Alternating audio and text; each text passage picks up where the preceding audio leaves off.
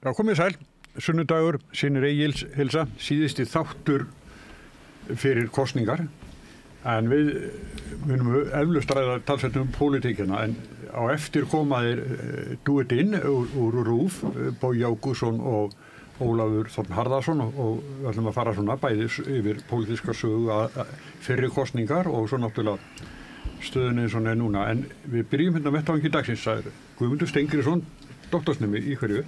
Umhverfisráðun. Já. Þóra Kristín Árnadóttir, hvað á ég að hvað ég fór ég rátt með nafni?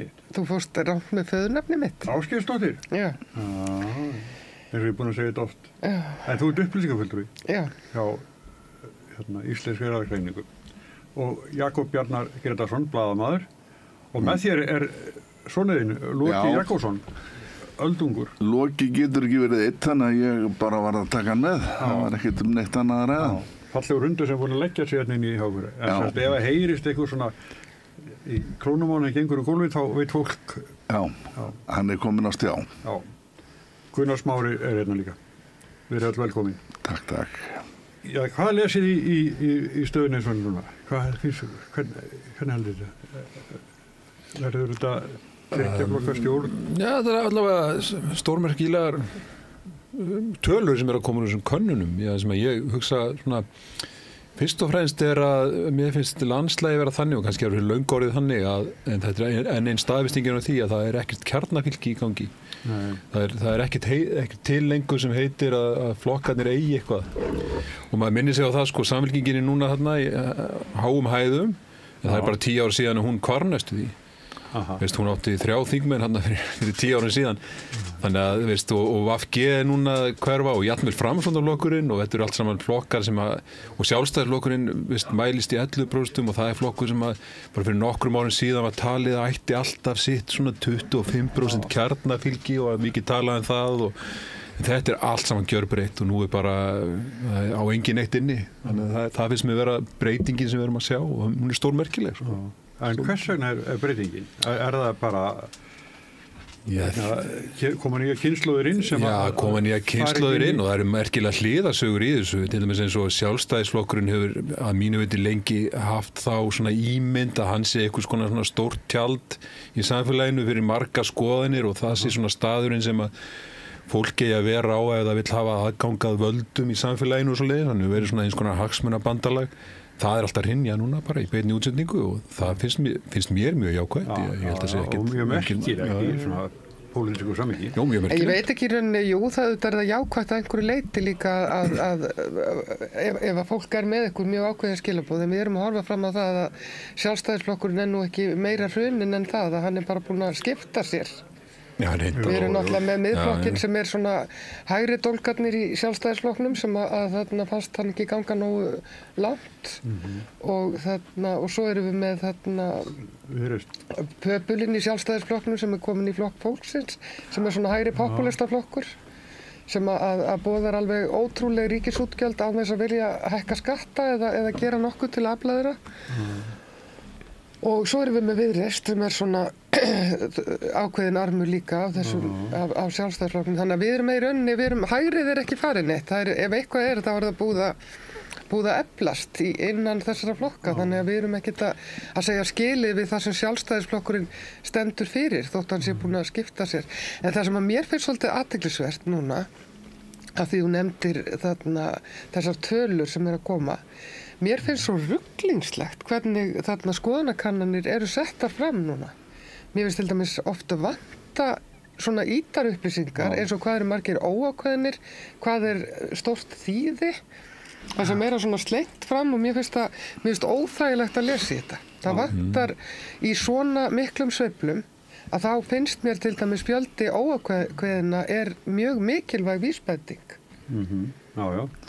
Þarna að það gæti verið sko meira inni fyrir til dæmis þarna stjórnarflokkana sem er mikil reiði úti virðist vera heldur en og maður fær þessar upplýsingar bara varla fram.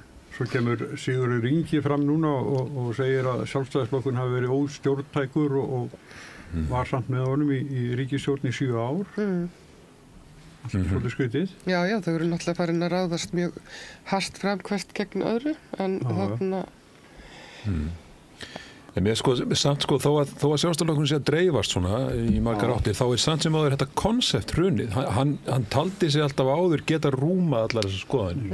Glundróðakenningin hinn fræga, ef færs bara yfir á hægri vangin. Já, akkurat og það eru tíðindin í þessu Það eru mörg slagorðin sem að eldast ekkert sérstaklega vel núna og mér finnst náttúrulega bara flokkshollusta í sjálfu sér af hinnu illa. Mér finnst forheimskandi fyrirbæri, en við eigum nú eftir að sjá hvað kemur út úr þessu vegna þess að maður hefur það nú á tilfinningunni að sauðirnir raðið sér nú á básinn. Það er auðveldar að segja í skoðanakönnun og vera þá eitthvað að refsa, sem nú skrítið hugtaki í þessu öllu saman, að þú viljir refsa einhverjum flokki með þínu atkvæði.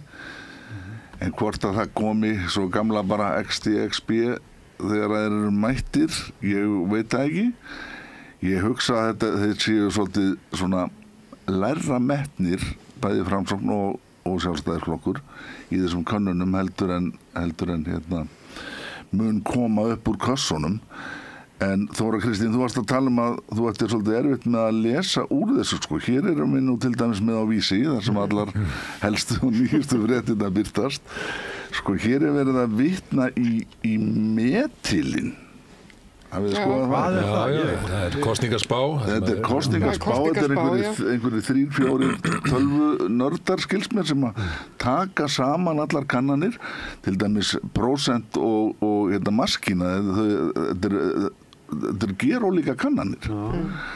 Og þar er nú hægt að lesa ýmislegt í þetta og þeir vilja meina að Viðreist sé nú orðin sem ég spáði nú síðast þegar ég var að Viðreist myndi sigla með heiminskautum og toppa akkurat á réttum tíma. En hér eru þeir með vík, mög og miðgildi og neðri og efri og svo framvegis. Alls konar hlutir sem þú skilur ekki. Sem að ég skil ekki. Þeir sem að vilja rýna í það, þeir geta það. En Jakob, hvað er fjöldi, segðu mér bara, hvað er fjöldi óákveðinn? Það kemur ekki fram með það. Þú er með þig. Vandinn við Metila, því að hvað hétt hann aftur sem að heimildin var með, sem að bjóð til svona venjulegar kosningaspá. Nei, þetta er einhverju tölvunördar sem að taka bara upplýsingarnar og svo hvernig hefur verið frávik frá könnunum til kosninga undanfarið, og eins og tölvukallar vilja oft trúa, þá trúa er þetta blind. Það er ekkert svona mat, það er engin stjórnmála þekking þarna á bakvið, og þá fá þeir einhverja niðurstöðu og kynna hana sem eitthvað sannleik. Ég hef aldrei séð þetta gert áður. Með könnunin sem að heimildi birti byggði upp á því að vigta þungt kannanir, byggt á þessu. Þannig að til þess prósent myndi vigta minna heldur en Gallup og maskína, vegna þess að prósent hefur verið fjær niðurstöðum kosninga hingað til. En með þessi meitil vera svona svolítið ævintýraleg útgáfa af þessu. Þið eruð út í þarna samkvæmt þeirra spá. Já, en ég veit bara ekki grænan grun hvað hann hefur það fyrir sér, maðurinn. Ef við erum inn í öllum könnunum, en þá er eitthvað maður út í bæ sem að segja að við séum úti. Það er bara mjög sérstakt. Og fyrir að heyra þig endurtaka þetta? Ég bara er að reyna, ég hef enga afstöðu, ég er bara að reyna. En getur þið sagt eins og ég komi eins og bara aftur að því sem ég var að segja, hver er fjöldi óákveðina í könnunum, maskínu og prósent? Akkur finn ég þetta ekki? Því að kannanir eins og voru gerðar þegar þú varst ung og þegar við vorum ungir, að þá var það verið að hringja í fólk og þá ert þú svaraður í símanum og stundum ertu óákveðin, stundum neitar að svara og þá var það yfirleitt birt og svo var birt niðurstöðu þeirra sem tóku afstöðu. Þegar þú sendir út net kannanir, þá sendur þú kannski 5.000 manns og svo tekur þú þegar það eru 1.400 búin að svara og það er ekki margir sem að svara ég er óákveðin, því að hvernig myndur þú meta það að ég bara nefndi ekki að svara þessu? Er ég þá óákveðin? Þannig að þannig í netkönnunum vantar þeirlega þetta, hversu margir eru óákveðnir. Getur maður þá ekki haka við að maður sé óákveðin í netkönnunum? Þú getur gert það. Það er bara svo fáir vegna þess að það er svo margir sem að sáu könnunina en kusu ekki að svara. Og þá er erfitt að meta að draga ykkur ályktanir af því að það eru 3% óákveðnir, öllu líkindum eru fleiri. Hins vegar hef ég séð fólk draga þær ályktanir að vera sendar út 5.000 spurningar og koma bara 14 tilbaka að það séu þá bara 60% óákveðnir, það er bara alls ekki þannig sko. Ég ætla alltaf í pólitík sko að stofna flokk óákveðina og fá mikið fylgi. Ég var mjög dyggur stundum að þessu.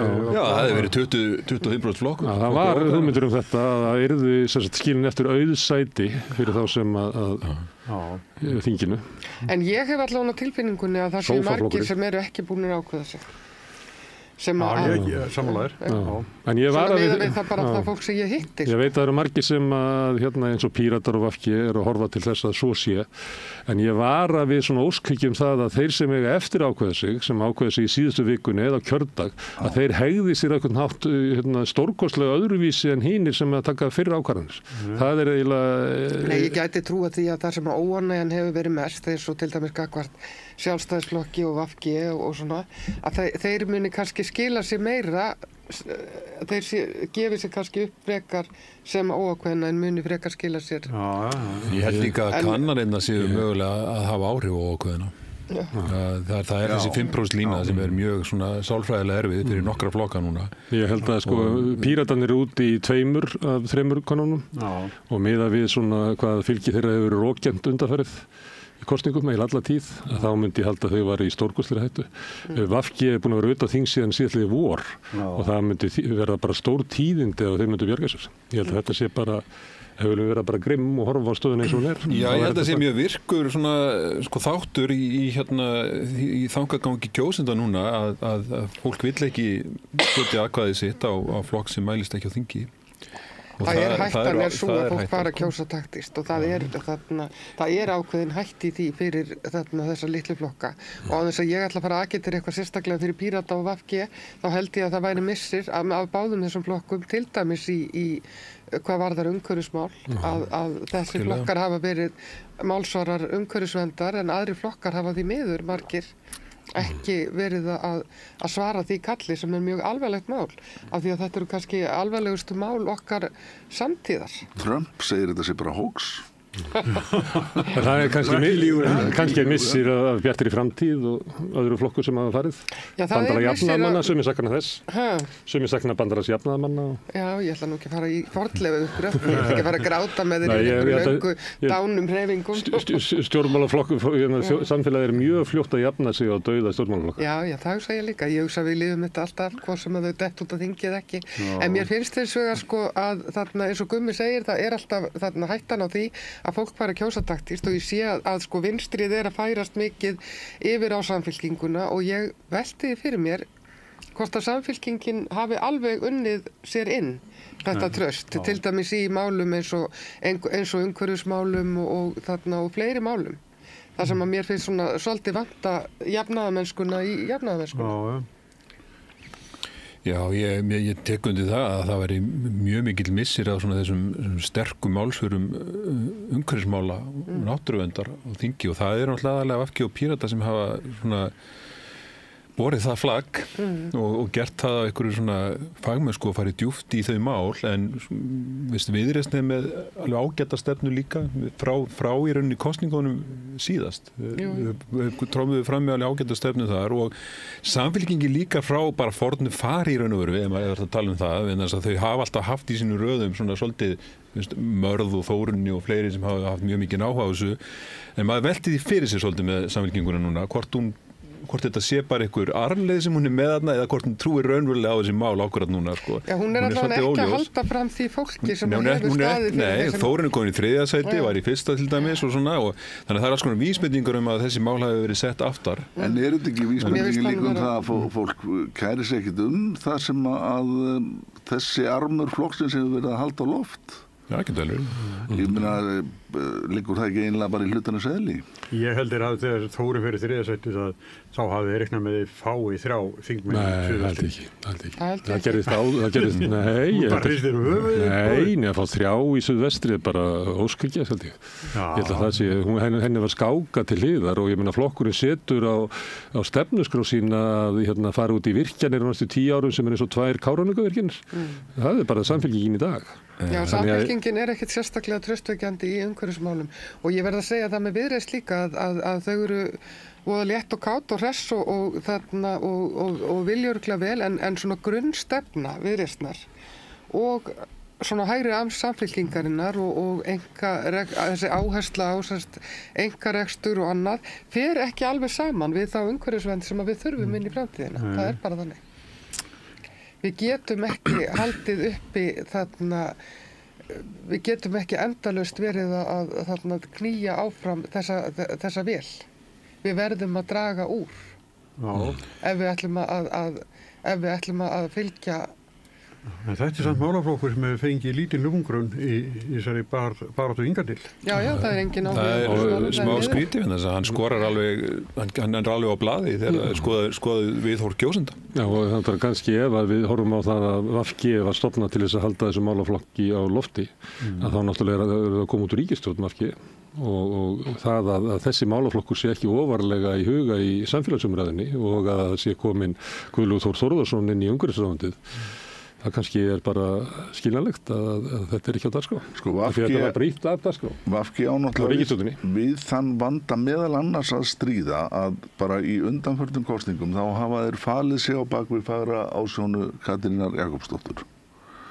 Og ég held bara að flokkurinn hafi ekkert verið í stakk búinn til þess að tefla neinum fram sem að hefur, bara augljóslega, þennan kjörþokka sem að hún hafði til að bera.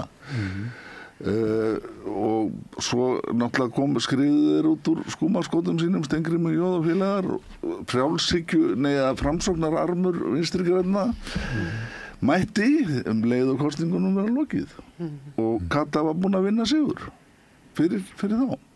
VG átti ekki að fara í þetta ríkisstjórnarsamstarf aftur. Nei, ég sagði það bara bara súpa að segja því. Ég sagði það fyrir 7 árum að þetta væri bara þetta væri afhjúpandi fyrir það í hvers konar ógöngur blokkakerfið er komið í. VG gerði stór mistök með því að fara í þetta ríkisstjórnarsamstarf bæði fyrir og eftir síðustu kosningar. En ég held samt að þau mistök snúa fyrst og fremst að flokknum. Að flokkurinn er í rauninni búin að drepa sig á þessu. Ég held að ef við hugsaum hvort að það hefði verið, ég hugsa að það hefði verið betra fyrir þjóðina að hafa VG þarna heldur en að hafa þau ekki. Og ég held að fólk verði að horfa á að það er eitthvað svona smái sem að þau gátu látið gott að sér leiða þarna, en þau drápu sig á því og fólk verði bara að hugsa, var þessi fórn þess virði? Þetta er ekki, segjum að því að við getum verið ritstjórnarfundi og við höfum oft verið það, alltaf blaðamenn. Það væri eitt blaðamaður sem við verðum að tala og við verðum nú að segja það að það er nú skárra að hafa hann heldur en engan. Það er ekki... Það er ekki gott fyrir blaðið og ekki gott fyrir viðkomandi, hann sé eiginlega í þessu hlutverki. Nei, við horfðum ekki fram á Smári, við horfðum ekki fram á félagshyggjustjórn, við horfðum ekki fram á vinstristjórn, það var bara einfaldlega ekki í kortunum.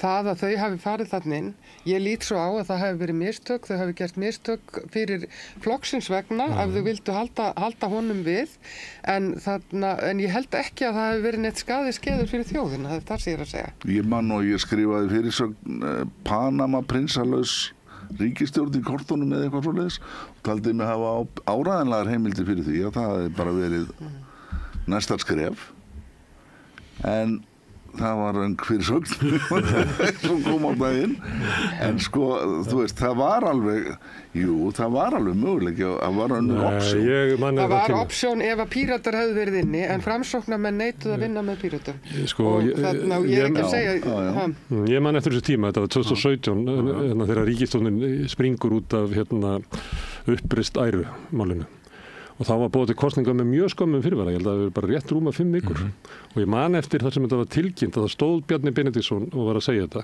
og Katrín Jakobsdóttir var á bak við hann og þá var Katrín Jakobsdóttir meldist VG með 25% eða 26% fylgi og það var í kortunum tveggja flokkastjórn og ég sá það á líkamsbeitingu þeirra að þetta var það sem það ætluðu sér. Og ég fór að skrifa þetta og fekk uppskar náttúrulega alveg ótrúlegar skammir VG-manna sem eldu mig bara út alla Facebook til þess að berja á mér. En ég bara, þetta var bara gamla blaðamannanefi, ég bara sá þetta, að það var búið ákveðta. Já, það var sterkur vilji hjá ákveðnum mönnum inn í VG og þarna til þess að reyna þessa leið. En hins vegar það var farið í stjórnarmynduna viðræður með félagshyggjuflokkunum. Það var bara skúuspil. Já, það var að hluta til skúuspil, en það var samt sem áður að þá neitaði Framsóknarflokkurinn að draga Pírata inn í það. Það var ekki hægt að gera þetta. En þá Kristín, manstu ekki eftir myndunum af því? Þetta var heima í eldhúsinu eða svona í stofunni hjá Sigurði Inga.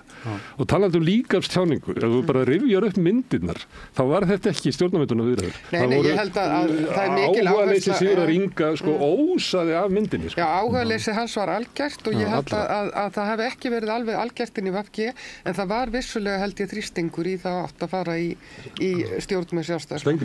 Ég held að Steingrímur, það hefur verið þar. Hann sagði þetta ekki í flugstöðinu Akureyri. Nei, hann sagði í flugvél. Ég skrifaði einmitt frétt það. Ég fann bara heimildarmann sem heyrði þetta. Manneskja sem sagðist hafa heyrt á samtal hans í síma í flugvél, en við skulum nú ekki, það er náttúrulega ekki alveg. Nei, hann var að ræða við Sessunauð sinn sem var bara, held ég, bara úr hreyfingu Sjálfstæðisflokksins eða eitthvað. Það sem hann var að lýsa þessu fjálglegar sem hann svo varð. En fólk segir ýmislegt og það er sett inn í alls konar samhengi. Ég held að hann hafi verið áhugamaður þetta. En dreg enga fjöðru við það. Hvað sem hann sagði í þessari flugvél. Styrmir heitinn var líka mikill áhugamaður þetta. En ég held að það yrði missir að missa Svandísi Svavarsdóttur út af þingi og ég held að það yrði líka missir að missa Pírata út af þingi og ég held að það væri betra að þessi flokkar yrðu. Ég vona samt til að segja sósíalistana líka, en mér finnst svolítið leiðilegt að við erum nú bara að færa til fólk í þessu mengi. Við erum alltaf, það er miðjan, það er hægri, það er vinstri og við erum að færa flokk milli vinstri flokkana, við erum að færa fólk þaðan. Það er engin landvinningar, það er engin breytt hugsun í gangi. Eru Píratar miður? Nei, mér finnst þetta tengjast vegna þess að eitt sem að Drífa Snædal hefur sagt, að það að hafa gangað inn í ríkisstjórn með Sjálfstæðismönnum hafi ekki bara eyðilagt VG, heldur eyðilagt vinstrið. Og vinstrið er í veikri stöðu núna, meðal annars út af þessar ríkisstjórn. Það er mjög erfitt að koma úr vinstrinu og tala fyrir sósíalisma með þetta, þessa sögu VG fyrir fram að sig. Og fólk segir bara við maður, ákveð ætti ég að trúa þér? Þú bara hoppar upp í, gerir Bjarna Ben að forsætisráðherra og Guðlaug Þór að umhverfisráðherra og ákveð ætti ég að trúa vinstrinu. Og þetta er bara alvarlegt og það mun taka langa tíma að vinna á hana þessu. Já, það er örugglega alveg Sko, þannig 2017, þetta var, ég túlkaði það ríkisstjórnarsamstarf sem þá varð þannig að það væri bara einhvers konar sátt það að gera einhvers konar vopnahlé á Íslandi. Það bara, nú ætlum við að íta pásu. Það búið að ganga brösulega og ég held reyndar að það muni alltaf ganga brösulega í íslenskri pólitík þangað til við breytum þingsköpum. Ég er með svona smá sérvískulega skoðun á því. Ég held ekki hægt að koma neinu í gegnum þingið. Nei. Það er hægt að standa fyrir málþói samkvæmt núgildandi þingsköpum. Þá geta 2 þingmenn. Þeir skiptast á að tala og pissa og þeir geta stoppa mál. Þetta sáum við ítrekað. Og það var algjör mistök hvernig þingsköpunum var breytt 2007. Og það átti að gera þetta einhvern veginn einfaldara og takmarka ræðutíma en við stöndum núna uppi með monster. Og Sjálfstæðisflokkurinn lék sér að því í Jóhannustjórninni að stoppa þingmál öll. Þetta var orðið þannig, Sigmundur og Bjarni sögðu við Jóhannu hvaða 5 mál hún fór með í gegn. Svona gekk þingið. Og svo komu Bjarni og Sigmundur og tóku við með einhverju kosningaseríu sem var 2013 og hvorki gegni rak í þinginu og sjáum þetta bara eins og Jóhannustjórnin kom í rauninni engu í gegn af alls konar svona stórum málum sem átti að leiða til lykta eftir hrunið Það var alveg hræðilegt en það var líka reynda hluti af því var ósamkomulag innan flokkana og valdabarátta en eftir stendur bara eftir á mig þessi sannleikur að þú kemur ekki í gegn, það bara konsensusstjórnmál á Íslandi. Þú verður að fá samkomulag allra og þetta held ég að flokkarnir hafi meðvitað og ómeðvitað átt að segja á 2017 og gert bara þetta bandalag sem síðan svona bandalag að gera ekki neitt. Bandalag algjöra kyrrstöðu og í rauninni vegna þess að það kyrrstaða. Bandalag að vernda hagsmuni kerfisins, sko, en það var þarna, ef við horfum bara á þarna til dæmis sjávarútvegsmálin og hvernig fór fyrir þeim í vinstristjórninni, að þá var það mjög lýsandi fyrir það sem þú varst að segja. Það komu þarna inn alls konar sérhagsmunir og sérhagsmuna stjórnmálamenn úr öllum flokkum sem að fóru að hræri þannig að það vannst aldrei neitt. Það var aldrei. Fyrir mig persónlega var þetta mjög stórt mál. Ég batt mikla vonir við það að þetta mál yrði leitt til lykta og ég held að þannig hafi verið marga vinstramegin. Og það eruðu gríðarleg vonbrigði að það tókst ekki að gera neitt í þessum máli. Og við sitjum uppi með í rauninni afleiðingarnar af því fyrir samfélagi. Já, þetta hérna gátlistinn hjá þeim sem eiga mokka núna. Það voru 4 mál sem aðal áherslun á. Það var ekki Evrópusambandið, ekki taka upp evru, ekki breyta kvótakerfinu og hvað var það? Ég veist að þeir hafa verið á móti stjórnarskrána. Já, stjórnarskrána. Allt þetta hefur gengið eftir og sjáuðu nú hvernig þeir tóku Þórð Snæ, blaðamann og frambjóðandi á Samfylkingunni og brenndu hann á báli, bókstaflega. Af hverju haldið menn að það hafi verið? Út af einhverju bulli á netinu fyrir 20 árum. Það af því að hann hafði gagnrýnt í rauninni Samherja og kvótakerfi og hefur gert það mjög vel og mjög konsekvent og það var verið í rauninni að taka hana lífi fyrir það og stóru vonbrigðin eru að Kristrún Frostadóttir skildi snúa í hann rassinum í því ferli öllu. Svo heyrir maður út í bæ þegar maður hittir fólk segir, já, þar þurfti bara að þola þetta maðurinn því að hann hefur gagnrýnt og gagnrýnt. Og fólk gerir engan greinamun á því hvort að fólk hvort að menn að gagnrýna Samherja sem þarna blaðamenn og mjög góðir blaðamenn eða hvort að menn að þarna ranta á næturnar í háskólanámi á einhverjum campus. Þetta voru þetta stílæfingar hans. Já, en ég meina að þú veist, fólk gerir engan greinamun á einhverjum bröndurum fyrir 20-25 árum og því sem hann var að gera sem blaðamaður og hvað segir það okkur blaðamennskuna og hvernig ef að fólk bara hatað og ofsótt fyrir það. Skilurðu, til æviloka fyrir að hafa verið gagnrýnið á þetta samfélag. En það sem var náttúrulega reyndist Þórði sérlega erfitt var náttúrulega það að hann hafi verið að teikna sig upp sem eindreginn stuðningsmaður þess að hann hefur ekki verið það. Já, það hefur ekki verið það. En hvernig hafði hann teiknað sig upp sem eindreginn stuðningsmaður? Teiknað sig upp því að hann hefur verið það og ég meina menn hafa alveg rúm fyrir mörg sjálf á sinni lífsleið. Ágúst Borgþór skrifaði hérna ágæta grein á DVF þar sem hann sagði Þórður Snær hefði sér líklega slöfað Þórður Snær. Já. Jú, en það vantaði í það skrifin sem að rendur stoðum undir þessa kenningu Ágústa Borgþórs. Hann var óvelkominn. En Samfylkingin hefur verið fyrir eitthvað óheppin núna á lokasprettinum. Það þetta Þórðar Snæs mál sem hefur þetta reynst erfitt. Og svo fannst mér reyndar ekki mikið úr því gert en hérna mér þótti sérstaklega einkennilegt þegar þau komu. Tada! Hver komin í frambúð? Alma Möller og Víðir Reynisson. Og það átti bara að vera wow! En það var bara what? Þetta held ég að hafi verið mistök hjá þeim. Ég held nú reyndar að þessi dagsaffæra sem við sjáum nú að mokkina nú byrjaðu með auglýsingar gegn Degi Eggertssyni því að þeir vilja taka hann niður líka því að Kristrún náttúrulega sneri rassinum í hann alveg eins og hún sneri rassinum í Þórsnæ. Ég held að það sé bara á Vísi. Nei, ég meina, þú veist, þarna við sjáum að Sjálfstæðisflokkurinn ætlar að hafa dagskrárvaldið í öðrum flokkum og hefur það pínlítið og núna þegar þeir eru komnir með þessa umræðustjórn í gegnum þarna mokka og Stefán Einar og allir láta sér það bara vel líka að þá þarna þetta bara virka. Það smá húsbölvun á Samfylkingunni, hún alltaf átt í erfiðleikum með að glíma við skrímsladeildina í Sjálfstæðisflokknum og hún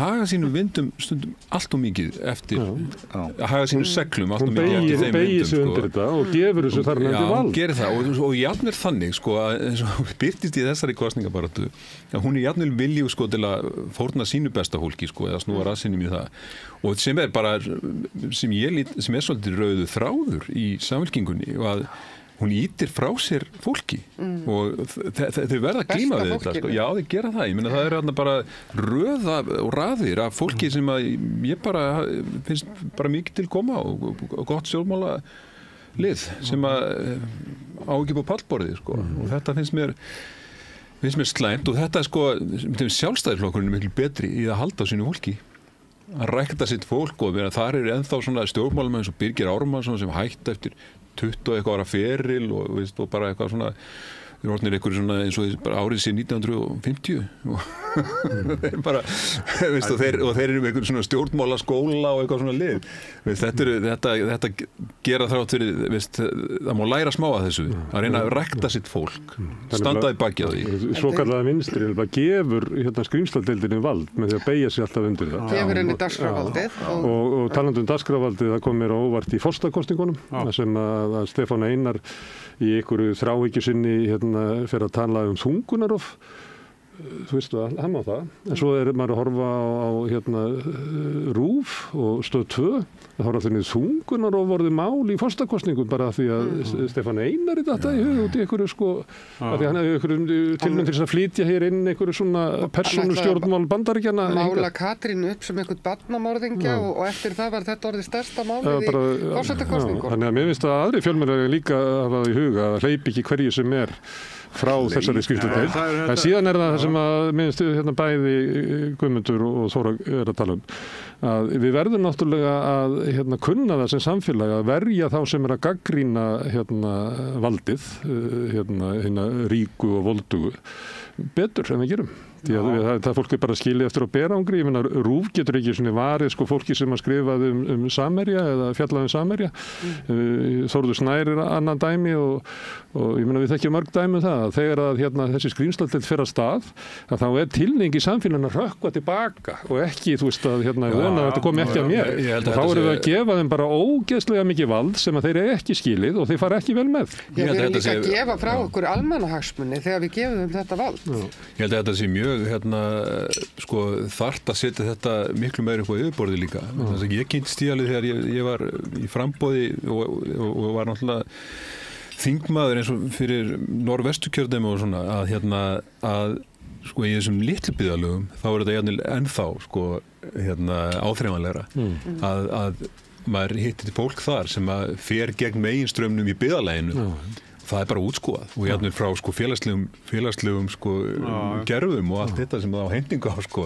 Þannig að það er eins og maður heyrir þetta alveg í fólki líka í umhverfismálum núna sem er að berjast gegn með sjókvíaeldi og svoleiðis að það lendir bara í því að já, og vindmyllum og hinn og þessu og bara og það lendir í því að það er útskúfað sínum samfélögum sko. Þannig að þetta er og við erum bara eigum langt í land með að viðurkenna alls konar bara réttindi fólks sem að gagnrýnir aðra, sérstaklega í þessum minni samfélögum og bara verða svona sáttmála eins og við erum aðilara eins og Árósasáttmálan og svoleiðis sko.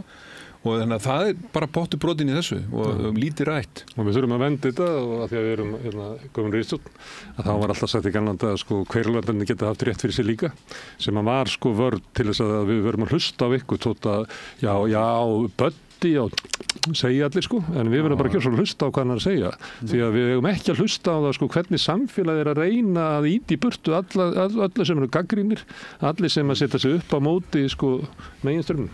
En eins ég hjó eftir því sem að þú varst að segja áðan, Jakob, þú varst að tala að þér fyndist sko engin eftirsjá af flokksræðinu eða flokkshollustunni. Flokkshollustan, já, mér finnst hún vera forheimskandi bara í sjálfu sér. Ég er að hluta til sammála þessu en ég samt þetta verðum að slá einhvern varnagla þarna vegna þess að við megum ekki, sko, nú er til dæmis, það er ofboðslegur jarðvegur fyrir sko populisma og foringjaræði í dag og svona einstaklingshyggju. Flokkarnir sem slíkir og þessi vettvangur til þess að sko starfa að einhverjum þjóðþrifamálum að koma sínum hugsjónum á framfæri í gegnum þessi batteri, það má einhvern veginn ekki, við höfum ekkert annað sko lýðræðislegt módel fyrir fólk til þess að vinna að. Þannig að ef við gefum skít í þetta og fólk bara flakkar á milli á mjög svona ábyrgðarlausan hátt eftir einhverjum misgáfulegum fréttum, þú veist að þá erum við ekki með neitt. Þá er þetta fólk sem er velst inn á þing og í ríkisstjórn, það er ekki með neitt batteri, neitt alvöru body sem að segir þeim hvenær þau eru að fara út af sporinu. Er þetta kerfi eitthvað til þess að vera að standa endalaust vörðum, eins og Gummi var nú að tala hérna áðan með þetta að það sé mjög auðvelt að drepa mál, taka þau í gíslingu, hindra framgang mála. Hvað viltu fá í staðinn, Jakob? Viltu einræði? Mér virðist bara eins og það sé ekki, þegar einu sinni búið að setja eitthvað eitt á, þá verður það ekki svo glatt af tekið. Sko, þetta tregðu lögmál í kerfinu er gersamlega óþolandi. Af hverju er ekki hægt að breyta einhverju sem öll rök hníga að séu réttmætt. Þeir sem að fara með völdin í samfélaginu vil ekki breyta því. Nefnilega. Ég hlustaði á... Hvað afnumir það ekki? Það er auðvaldið. Það vil ekki afnuma það frekar í flokksræði. Jú, guð minn góður. Ég er ekki að tala hérna fyrir neinum sjónarmiðum, en sko ég hlustaði á podcast Björns Inga þar sem hann var með Eyþór Arnalds og Vigdísi Hauksdóttur sem gesti. Það sem þú leggur á þig, hefur ekkert að gera. Er það nýlegt eða? Nei, já, þetta er heldur nýjast. Ekki frá þau voru saman í borgarstjórn? Ég er svolítið svona sverma fyrir skemmtanagildinu, frekar heldur og þar voru þau að ræða með Evrópumálina. Þau varu nú loksins ekki loksins, þau varu núna illu heilli komin á dagskrá og ég fór að skynja svona frekju í þeirra afstöðu að Evrópumálin Kristrún hafi verið mjög skynsamlegt af henni að setja Evrópumálin upp á hillu vegna þess að við værum með klofna þjóð og eina sáttin möguleg í þessum efnum væri að þau væru upp á hillu sem sagt engar breytingar á einu né neinu og ég fór að pæla er þetta ekki bölvuð frekja í þeim að telja einu sáttina mögulega vera þá að þau séu bara upp á hillu sko Viðreisn var beinlínis til þessi tvö séu upp á hillu sko. Ég sé þau fyrir mér á hillunni sko. Viðreisn var beinlínis til vegna þess að Bjarni og Sigmundur sviku loforð sem að þeir höfðu báðir gefið fyrir kosningarnar að ég er svo 2013 og sendu Gunnar Bragi í kjánarskap sínum sendi eitthvað bréf til Evrópusambandsins sem að þeir skildu nú fyrir það visst ekki sko. Þannig að þetta var heilmikil reikistefna en sem sagt að einhliða þá varu viðræðunum slitið af hverju var það gott? Það var það, já. Hann kaupfélagsstjórinn fyrir norðan Þórhallur, hann fagnaði þessu en þjóðin satt bara eftir með sárt ennið og bara gapandi, hvað gerðist eiginlega? Og Viðreisn var til upp úr nákvæmlega þessu mómenti. Þór Ólfur, eða ekki? Fullt af fleiri málum voru drepin bara algjörlega með einhverjum bréfum og ummælum bara, sko veist eins og bara dæmi, nefndum græna hagkerfið sem Skúli Helgason og ég satt í sem var 2009-2013 skilaði einhverjum 50 tillögum uppbyggingu græna hagkerfið eins og Íslandi, rosalega metnaðarfull vinna. Kemur ríkisstjórnin 2013, tekur allan peninginn, Sigmundur, sem að átti að fara í þetta verkefni og setur það í friðun gamalla torfbæja í forsætisráðuneytinu. Flytur síðan ræðu í þinginu og segir að sé fátt grænna en torfbæjir. Þannig voru málin bara afgreidd og maður bara satt að ok, þetta er allt fyrir gíg og það er bara Þetta var svakaleg ríkisstjórn þess að þau tóku líka eignirnar sem Íbúðalánasjóður hafði tekið af fólki í hruninu og braskötu það og byggu til Alma leigufélag og Heimavelli og það sem einhverju braskarar fengu að búa til. Þetta var svakaleg ríkisstjórn. Þar gerist þetta að hinn armurinn í pólitíkinni sem er ekki ríkisstjórninni horfir á öll málin bara, þau eru bara drepin. Og þetta verður síðan uppleggið að því að 2017 verður til þessi pólitík sem snýst bara það, þessi ríkisstjórn sem snýst bara það að setja málun upp í hillu.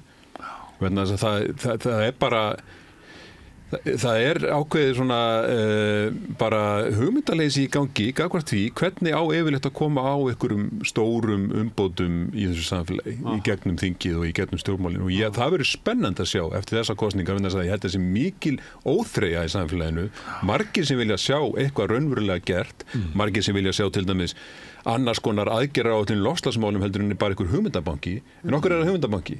Það bara út af því að það alltaf sett bara upp í hillu. Það ekki hægt að taka henni ákvarðanir. Þannig að það verður mjög spennandi að sjá hvort það myndast eitthvað annað andrúmsloft í þinginu eftir þessa kosningar, það sem að verður meira hægt að gera raunverulega í Íslandi. Þess að þannig verður pólitíkinu auðvitað að vera. Það verður að vera hægt að gera hluti. Ég held að það þurfa að breyta þessu, þannig að auðvitað þarf minni hluti á þingi að hafa völd. En hann á ekki að hafa þannig völd, hann getur stoppað allt, punktur. Þannig á að hafa, ég held að hendi þessu samfélagi vel til dæmis að auka vegi þjóðaratkvæðagreiðslna. Ég held að við ættum að hafa þannig að það sé að skjóta málum í þjóðaratkvæði og einhver svona tiltekin magn þingmanna geti gert það. Og ef þú hefur þannig völd, þá getur þú takmarkað raunverulega ræðutíman á móti og gert það þannig að það sé raunverulega hægt fyrir einhver ríkisstjórn sem hefur meirihluta að koma málum í gegn. En svo líka, finnst mér, að sum mál mætti ræði í þinginu. Ég hef verið að fylgjast með alltaf þessu undarlegt þegar Bjarni Benediktsson skrifaði undir varnarsamning við Úkraínu sem að Úkraínu forseti metur á 25 milljarða og ég get ekki séð að þetta hefði nokkuð verið rætt í þinginu. Síðan var Norðurlandaþing og hann talaði að tvöfalda þessu umræðu og ég bara get ekki séð að þetta hafi verið rætt í þinginu. Þannig að það ýmis svona hluti sem að bara, og þinginu virðist vera alveg sama. Ég hef talað við fólk í utanríkismálanefnd og þegar, bjarga eitthvað eftir og eitthvað. Og minnst bara eins og fólki sem bara sama með þetta, Þannig að minnst líka vanta bara metnaði á þinginu. Já, ég held að það sé bara mjög margt sem hægt að laga í þessu. Það var ákveðið bylgja svona upp úr aldamótum að reyna að laga þetta allt saman og komið ný þingsköp og eitthvað svona 2007. Það hljómaði mjög sérviskulega að vera að tala eitthvað þingsköp eins og einhver hafi mikið áhuga á þeim. En ég held að þetta sé hins vegar þarna það ákveðin svona grundvallar löggjafir sem ættir að snúa ákveðinu tökkum til þess að gera stjórnmálin skilvirkari og lýðræðislegri og betri. En eitt vil ég samt segja líka, við vorum að tala hérna flokkshóllustu og alls konar svona þróunina annar staðar og viljum við bara, hún ískyggileg í heiminum, og ég var alveg obsessed af þróunin ekki flokkshóllustan. Já, bara þróunin, og ég var alveg obsessed af kosningunum í Bandaríkjunum og alveg miður mín eftir þá niðurstöðu að sjá þannig Trump vinna þetta og svona. Ég mjög ánægður með það að Ísland þó þannig samfélag að það við erum ekki að horfa upp á eitthvað svona brjálæðislegan uppgang þjóðernis populísks flokks eins og að gerast mjög víða og þannig að mér finnst það nú líka og þessi tilraun í upphafi til þess að reyna að gera útlendingamál og útlendingatortryggni að einhverju kosningamáli, hún hefur runnið út í sandinn. Það finnst mér mjög góð tíðindi. Það er merkilegt svolítið spútnik fylgja af Miðflokknum. Því að bæði Sjálfstæðisflokkurinn og Miðflokkurinn voru sannfærðir að þeim myndi takast að láta þessar kosningar snúast útlendingamál og þeir myndu auka fylgi sitt. Þeir voru með saman að 30% í síðustu kosningum, í einni könnu þá voru konur niður í 25%. Þannig þeir eru bara að missa salin með þetta erindi sitt og þjóðin vill að kosningarna snúist eitthvað allt annað og ég held að þetta sé og bendi til þess að þessi flokkar ekki með almennilegt jarðsamband við almenning í landinu. Þeir bara mislesa þjóðina rækilega. Já, mér finnst það mjög merkilegt. En því miður erum við samt með talsvert útlendingahattur í samfélaginu. Já, vissulega. En það er ekki að leiða til þess að það sé ykkur svona þannig flokkur eins og hefur verið að gerast í Skandinavíu og annar staðar. Við skulum vona að nú var Miðflokkurinn fórum með heimilskautum þarna fyrir bara mánuði síðan í upphafi þessara kosningabaráttu. Sló upp í svona 17%, þannig að þetta er í 12 núna og er á niðurlið. Við skulum sjá, En þessi nýja dæmis af Sigmundi Davíð í verkmenntaskólanum á Akureyri. Ég er að gera fólknum gagn með þessu það. Nei. Ég gerði þetta heima, eldursportið, teiknaði skegg á allar myndir í mókunum, nema á minningagreinuna þar, því að maður mátti ekki gera það. Nei. En ég var 5 ára, var ekki frambúið til þings. Jú. Þetta mjög skrítið mál og okkur gekk nú svolítið illa að finna eitthvað jarðsamband í þessu, þetta var svo skrítið mál og svo neitaði hann bara öllu og þetta var skólastjóran og allt fyrir þessu. Þetta var hefndarleikur, eða ekki, að hann var ósáttur við að Miðflokkurinn hefði ekki fengið nógu svona jákvæða móttöku fyrir morguninn og mætir hann með eitthvað lið og byrjar að króta skegg á... kom seinna kom aftur, og vildi ég að fara inn í kennslustofu. Sko við fáum daglega hann neitar þessu samt öllu. Við fáum daglega svona fréttir frá Bandaríkjunum, alls konar svona furðu uppákomum, einhverja frambjóðanda þar og maður algjörlega gapir bara hvað í gangi þarna. Og þar fólk raunar bara að auka fylgi sitt sko, út af einhverju svona bjánaskap og bjánaskapur bara orðin eitthvað svona listgrein í stjórnmálum þar virðist vera, bara til að auka fylgi. Og mér finnst þetta kannski var eitthvað svipað vannmatt í gangi þarna hjá formanni Miðflokksins, eins og þetta með útlendingamálin, að hann lítur í kringum sig í heiminum og heldur að hann geti jafnvel skorað eitthvað stig með því að haga sér eins og fáti í verkmenntaskólanum fyrir norðan. Ég meina, það alveg þannig hlutir að gerast erlendis og hann alltaf tekið svona episóður að borða eitthvað rátt hakk og svona. Það væri fyrir síðustu já, og eitthvað svona sko, sem og kannski farið hann síðan að lesa það að fólk að fá mjög slæmar sýkingar. Hugsa til þess þegar að hugsa til Sigmundar. Mótspil Framsóknarflokksins að Jóhann Friðrik Friðriksson, þingmaður Framsóknarflokksins, hann fekk sér vöflutattú með merki Það þetta ekki þingmaðurinn sem vann prófkjör á því að gefa vöflur? Já, hann var vöflukalli. Hann vöflukalli. Ef þið kom ekki, éti þær alltaf sjálfur. En guð, hvað þetta ljótt tattú maður. Herðu, en Þóra Kristín nefndi hérna áðan og mér fannst þess að var að vísa í Flokk fólksins sem að lofar miklu en ekki með neina tekjuöflun nema reyndar að vilja skattleggja lífeyrisiðgjöld til lífeyrissjóða. Þannig að núna þetta þannig að það skattlust það sem að fer inn í lífeyrissjóðin og það ávastara meðal annars með því sem annars hefði verið tekið í skatt og þú átt að fá meira út, það er líklega hugmyndin. En þau eru með þessa tillögu sem einhverju segja að geti skilað svona 70 milljörðum. En ég var að því að var einhver að benda mér á flokkakynningarnar og ég var að horfa á þær núna í morgun. Og ég í svona fljótu bragði þá reiknaði ég með að sko loforðin eru upp á hallarekstur ríkissjóðu upp á svona 400 milljarða. Frá Flokki fólksins. Já. Þannig að þú veist, mér finnst að mætti vera í umræðunni einhver svona þröskuldar það hvað fólk getur sagt. Sko. Já, Flokkur fólksins vill náttúrulega bara... Ég hef aldrei heyrt að Flokkur fólksins boðar engar breytingar nema þeir vilja bara meiri pening. Þeir hallar sér til hægri í tekjuöflun en þarna vilja síðan eyða eins og bara... Best í... eins og þeir sem vilja leggja á grimma. Mér finnst þið aldrei spurt að þessu. Nei. En það meir en að segja að ræða við Ingu Sæland og fá einhver svör við spurningunum sko. Þú hrættu við Sofíu Frænku? Hún svolítil Sofía Frænka og hún veður úr einu í annað og það bara ofta erfitt að halda fókus og svo fer hún að gráta og syngur og... Gerði það nú bara einu sinni? Nei, hún alltaf með grátstafinn í kverkónu þegar hún komin upp á ákveði stig svona. Já. En það hefur nú líka skilað henni vel líka. Heldur betur og verðist svín virka aftur og aftur og trekk í trekk. Það spurning hvort hún... Kasper svolítið hræddur við Sofíu. Já, og hún ansi ánægð með Kasper. Og hún segist ætla að fara upp í 15% með sinn blokk núna. Og hvað veit ég ekki. Jú, hún komin langt leiðina. Hún fór yfir Sjálfstæðisflokkinn í prósent og ætla ég að rifja upp það sem ég sagði þegar ég spáði að Miðflokkur færi fyrir ofan þá og svo þegar það gekk eftir þá sagði ég að næst kemur Viðreisn og svo kemur Flokkur fólksins. Þetta told you so augnablikið. Ég sagði þetta einhvern tímann í ágúst. En hvað þetta það veit ég ekki alveg. En eldgosið hefur náttúrulega svolítið tekið fókusin af þessum kosningum. Þetta náttúrulega mjög stutt kosningabarátta.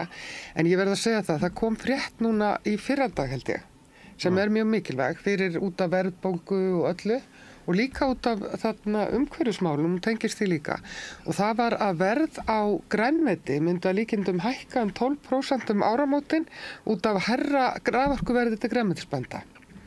Og þessu hefur ekkert verið fylgt eftir þegar maður hugsar sko, hvað veldur þessu en það sem veldur þessu virðist vera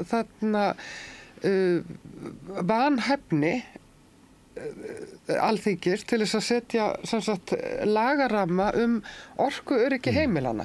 Það komst ekki í gegn, það alveg merkilegt. Það þarf að taka út, sem sagt, það þarf að taka út ákveðin hluta af orkunni og tryggja að hún fari til heimila á öðru verði og í innan sviga.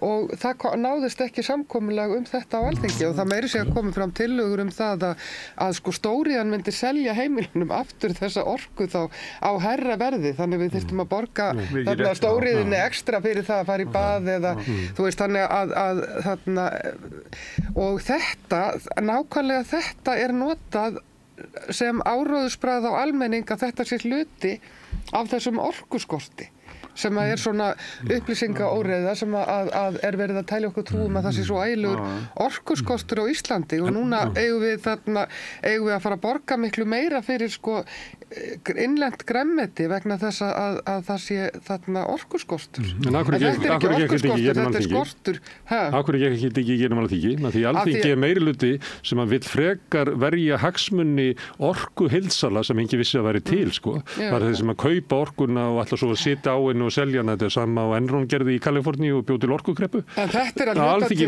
hagsmuni þessara aðila frekar utan almennings. Og þetta er að hluta til, ef við horfum bara miðflokkinn, þá það sami flokkurinn og vill kenna orkupakka þarna Evrópusambandsins þetta, en algjörlega horfið fram hjá því að það hægt að setja þetta sérreglur.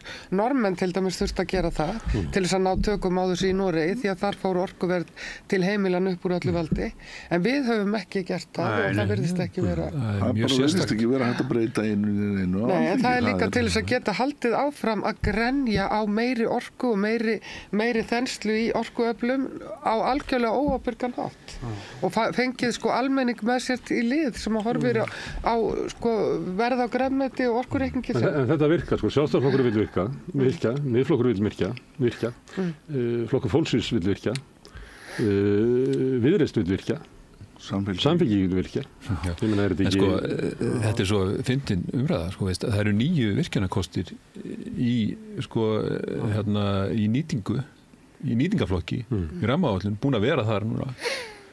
Og ef maður fer yfir þessa virkjanakosti, þeir eru á Reykjanesi og ykkur að fara að virkja á Reykjanesi núna. Þeir eru á Hengilssvæðinu og það er bara svo mikið gest, bara í ferðamennsku og hinn og þessu, að það er bara, menn hika við að fara inn á Hengilssvæði, geta bara eyðilagt böðin þar og allt þetta og svo er þetta Þjórsá og það er eini virkjun þar, mögulega, sem að getur orðið og það er blúsandi ósætti hana. Þetta er staðan. Þannig að hvað er fólk að tala að rjúka þá í vindorku og ótrúlegir öfgar að ætla að fara bara að rjúka upp á allar heiðar með vindorku á þess að vera með neina rammalöggjöf það hvernig það á að líta allt saman út og blúsandi ósætti í öllum sveitum og það eru líka alveg sjálfstæðismenn, sumarhúsaeigendur og fleiri sem að vilja bara ekki sjá þetta upp á heiðinni sinni, Þannig að þetta er allt saman órætt og það standur menn með einhver plönum 1,5 Kárahnjúkavirkjun í formi vindorku til þess að knýja eina Verksmiðju og Grundartanga með einhverja vöru sem er ekki alveg víst að verði jafnvel notuð, sem er raforka, rafelsniti. Þetta er allt saman ótrúlega furðuleg umræða og ótrúlega svona óígrunduð. Og öfgafulla mínu viti. Það er einn svona hugsunarvilla sem minnstur í þessu af því að við verðum að virkja út á orku sem við þurfum á að halda í framtíðin út á orkuskiptum. En ef að þú býr til virkjun, þannig að mesti þrýstíkurinn á að búa til einkavæddar virkjanir, að þá leggur ekki á stað nema að vera búin að selja orkuna. Og þú getur ekki selt orkuna sem að hugsanlega verður notuð eftir 7 ár. Þannig að þú finnur stórkaupanda til þess að fjármagna byggingu virkjuninnar. Þetta er alltaf verið mótið. Og þá bara ferðu og selur alla orkuna sem bjóst til þess að nýja stórnotanda.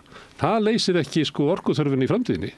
Þannig að það verður að nota svona hugmyndir að almenningur verði að við verum að samþykkja virkjanir til þess að við verðum ekki orkuskortur í framtíðinni, en þessar virkjanir mun ekki gera það því að þeir munu selja orkuna í eitthvað svona orkan verður bundin í samningum. Nærtækast er náttúrulega bara að líta á síðustu 10 ár 20% bæst við í orkuframleiðslu á Íslandi. Og farið í hvað? Gagnaver, sem eru aðalega að grafa fyrir bitcoin. Og það spurði enginn þjóðin að þessu og samt er þetta einhvern veginn hoggi í stein og ekki hægt að breyta þessu.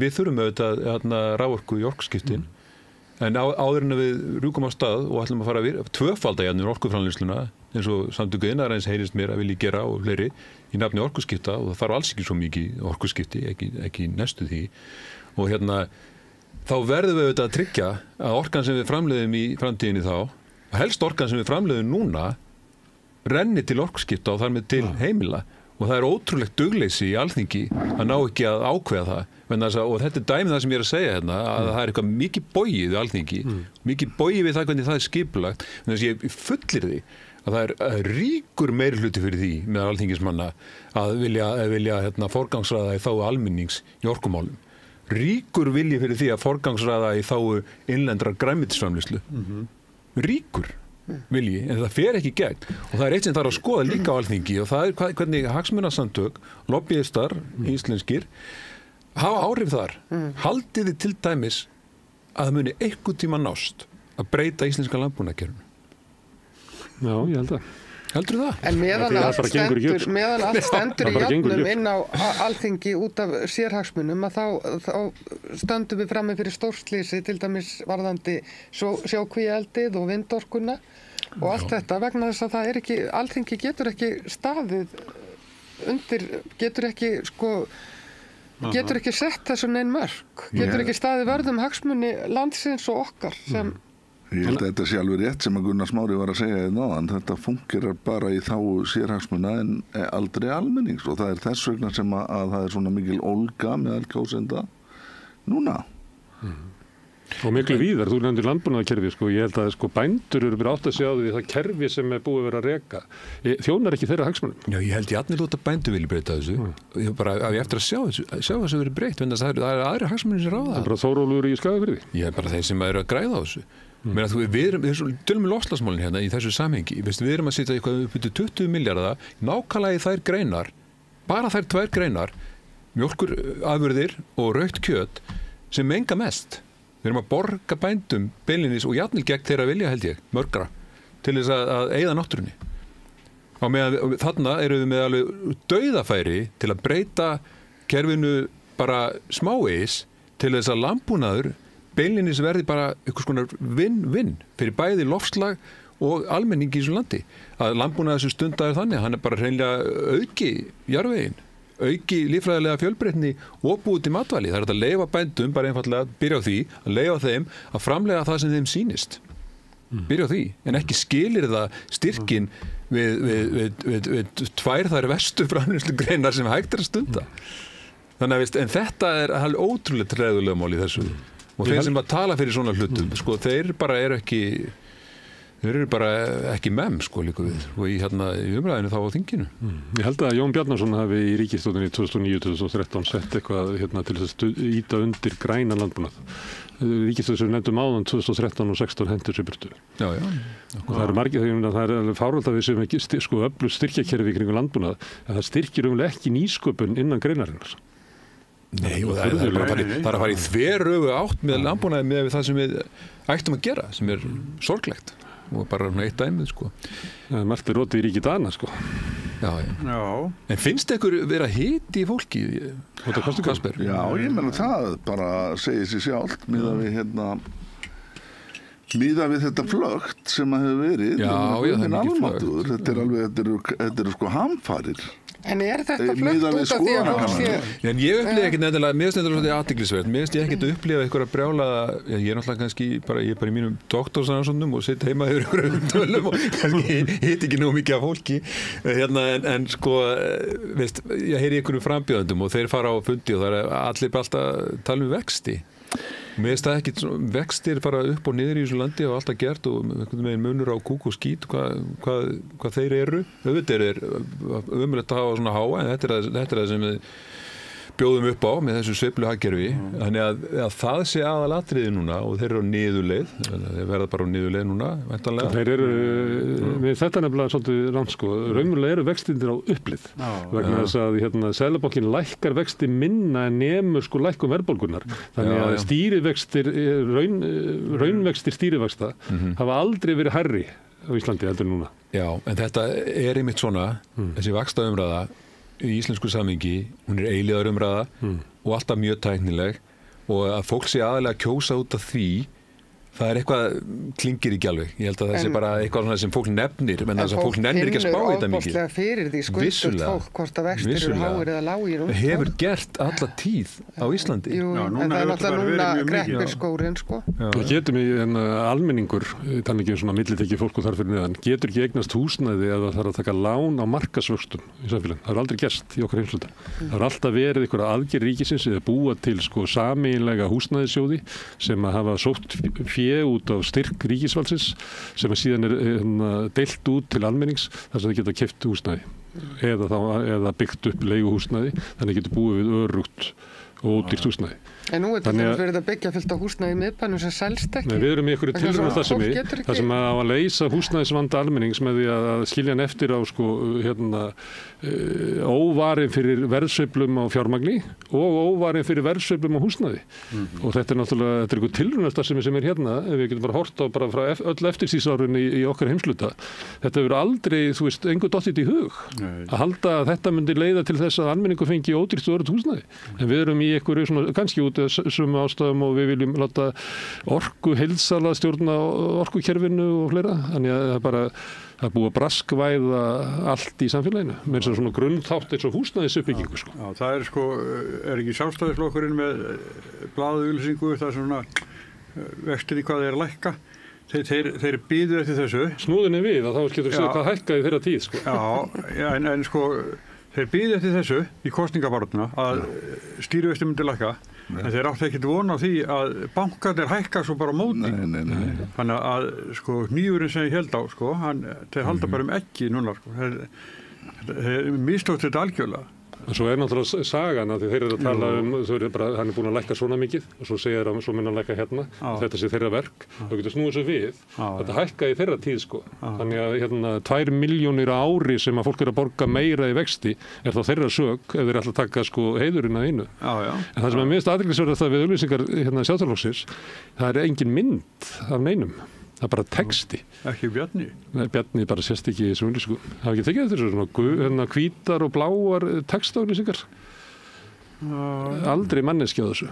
Þeirra var bara átt að segja á því að þeir get ekki boðið upp á ráðherrana sína. Það er saman með Framsóknarflokkinn. Það er bara eitthvað fólk út að leika og krakkar á skólalóð og svona fótboltavöllur og sést ekki sko forystufólkið. Núna er aðeins að koma sko Ásmundur og Lilja í Reykjavík að þið eru að horfa fram á þeim með 2% fylgi í Reykjavík. En mér finnst þetta mjög athyglisvert. Þetta er fyrsta kosningabarátta sem ég manni frá Sjálfstæðisflokknum sem er bara fela forystufólki. Sko. Þeir eru í bölvuðum bobba, það liggur fyrir. Viðreisn virðist takast að halda svolítið sjó. Ég meina maður sér svolítið svona máttvana tilraunir frá skrimsladeildinni að tala kúlulána drottninguna Þorgerið og maður bara, það er ekki búið að ræða þetta.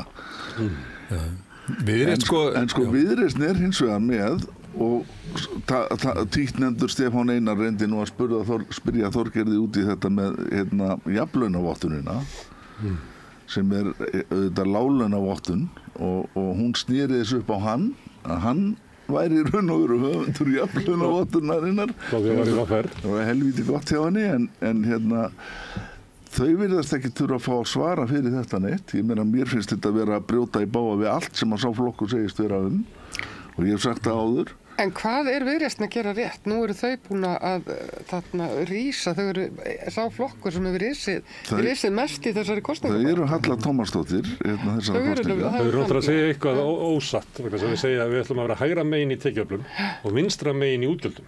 Sko ég þýðir eiginlega að þeir ætla að vera með ríkissjóð sem stjarnfræðilegum halla, en samt allar er ekkert að halla laust, þannig að það vantar eitthvað í sögu Viðreisn. Sko þetta er, Viðreisn hefur kosningabaráttan hefur spilast vel fyrir Viðreisn.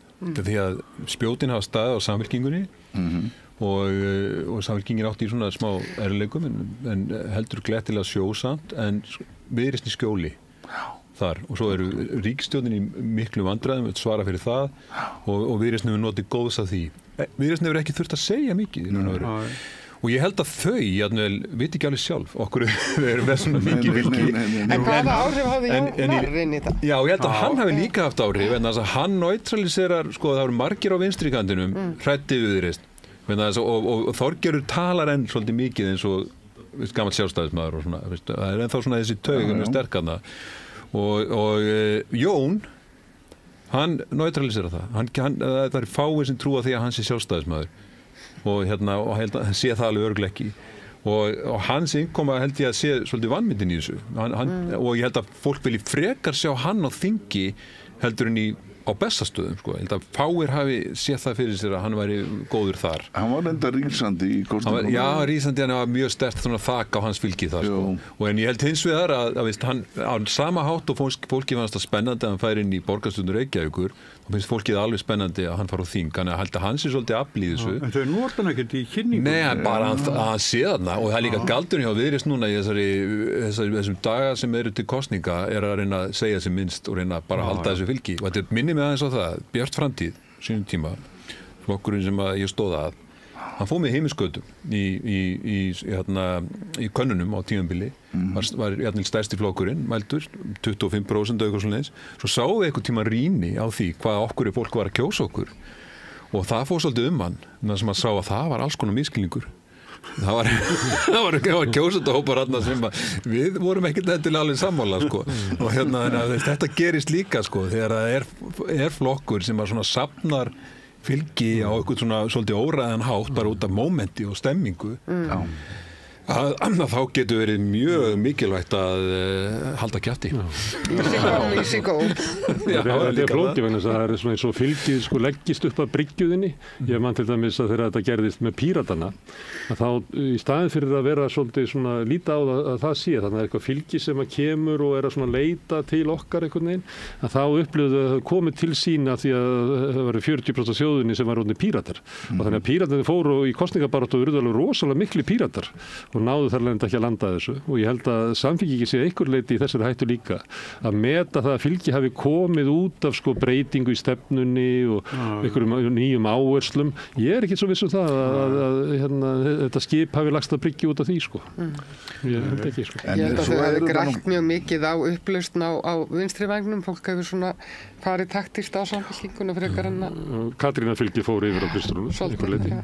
En já, ég svona sem frjálslyndur og svona vinstra megin við miðju að enn og aftur þá fagna ég því þó að þetta sé bylgjan í kosningunum en ekki eitthvað svona í líkingu við það sem hefur gerst víða erlendis að auka hægri flokkar. Þetta gæti breyst, það er vika nú kemur við setninguna og þá þýðir það að við slítum samtalinu. Vika er langur tími í pólitík. Við höfum þá reglu ef eitthvað segir þessa setningu að þá er komin nóg. Þú veist að minna það að tíminn okkar er út runnin.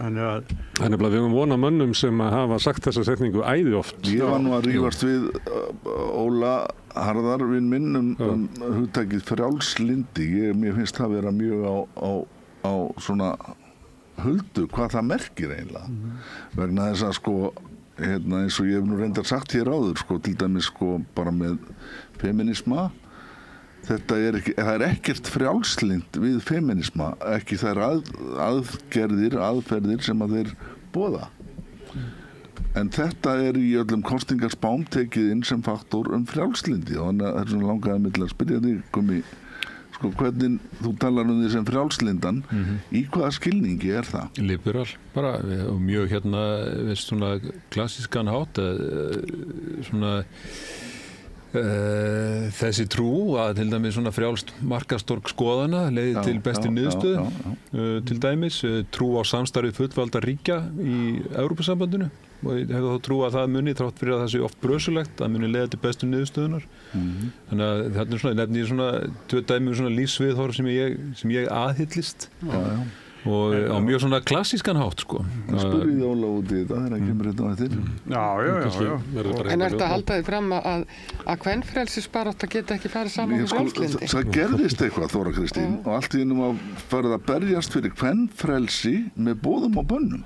Já, ég er alveg sammála því að það hefur verið að það er margt hægt að gagnrýna í en sko markmiðum megum ekki þarna þú mátt ekki rugla saman sko einhverju aðferðafræði og að því að fólk aðhyllist ólíka aðferðafræði og markmiðinu. Herri krakkar, við verðum aukin mannréttindi og aukin fjölbreytileiki mjög í anda svona frjálslyndis markmiða. Jakob Bjarnar, Þóra Kristín og Guðmundur, þakka ykkur fyrir komuna. Og hér eftir er það duettinn Ólafur Þ. Harðarson og Bogi Ágústsson. Kallaðist þetta knoll og tott. Kallar það? Nei, þeir hafa kallað sig það sjálfur. Já, þeir hafa kallað sig þetta sjálfur. Spurningi verður Ólafur í stjörnbuxum, hann hefur verið verið. Nei, hann bara sko á veturna. Fer í síðbuxu fyrsta vetardag og úr þeim fyrsta sumardag. Ég spurði hann líkið spurninga daginn, fyrir hvað stendur þotnund? Það hefði engin annar gert það. Þórður? En við verðum að gera örstutt hlé og svo koma þeir Bogi Ágústsson og Ólafur á síðbuxum. Allir þættir Samstæðvarinnar eru fáanlegir á öllum helstu hlaðvarpsveitum. Það komin tími til að breyta Alþingi. Hinn eina sanna breyting sósíalismi. Allt það besta ókeypis. Fáðu þér vatn að drekka. Samstöðin þar sem manneskjurnar koma saman. Með því að ganga í leigjendasamtökin styður þú baráttu leigjenda. Leigjendasamtökin eru fyrir öll þau sem vilja vinna að réttlæti og öryggi á húsnæðismarkaði. Leigjendasamtökin.is. Sósíalistaflokkurinn vill að húsnæðiskerfið verði afmarkasvætt. Meira stefnuna inni á xjóð.is. Segðu það á Samstöðinni. Samstöðin í eigu hlustenda, áhorfenda og lesenda. Sláist í hópinn og gerist áskrifendur. Já, við höldum áfram. Til okkar og konir þjóðþekktir menn, sérstaklega ekki síst varðandi kosningar. Bogi Ágústsson og Ólafur Þ. Harðarson, verið velkomnir. Takk fyrir það. Þetta mjög merkileg staða í stjórnmálunum núna. Þetta mjög merkileg staða í stjórnmálunum. Það náttúrulega skoðanakannanir eitt og kosningar annað, en þetta hefur verið svo sterkt mynstur í skoðanakönnunum núna að maður svona fann að hallast að því að það gæti orðið vatnaskil í íslenskum stjórnmálum á ákveðnu leyti. Sjálfstæðisflokkurinn hefur náttúrulega borið höfuð og herðar yfir aðra íslenska stjórnmálaflokka frá því á 4. áratug síðustu aldar má segja. Ekki rétt, Óli? Jú. Og það en nú virðist vera sem hann ætli ekki að verða stærsti flokkur á þingi. Já, nú eftir að... Hann hefur bara einu sinni orðið ekki verið stærstur. Það var hérna... 2009. Já, eftir hrunið, já. En þarna virðast manni samt sem áður vera mikla breytingar sem að gætu verið framundan. Ég hef að vísu góðið dálítinn varhug við því að taka þessar skoðanakannanir allt og bókstaflega. Það einn stór hluti þjóðarinnar sem á eftir að gera upp hug sinn og í rannsóknum þeirra hjá íslensku kosningarannsókninni sem Óli kemur nú kannski nánar inn á eftir, að þá sjáum við það að það mjög stór hluti, alltaf helmingur sem að gera upp hug sinn síðustu vikuna fyrir kosningar og hvað það eru 25% á kjördegi. Þarna erum við náttúrulega með stóran óvissufaktor sem að getur breytt þessari mynd sem við sjáum fyrir okkur mjög verulega. En þetta því að óleirina ef að 25% ákvæðis á kjördag þá ekki þar með sagt að ákvarðanir þeirra sé eitthvað ólíkar þeirra sem að tók ákvarðanir viku áður? Nei, það ekkert sem segir okkur það. Það eina sem við vitum að þær gætu verið öðruvísi og það náttúrulega ekki þannig að þegar að menn 50% eða 40% segjast ákveða sig í síðustu vikunu og 25% á kjördag að þá þeir náttúrulega hafa þeir ekkert verið að velta fyrir sér öllum flokkunum.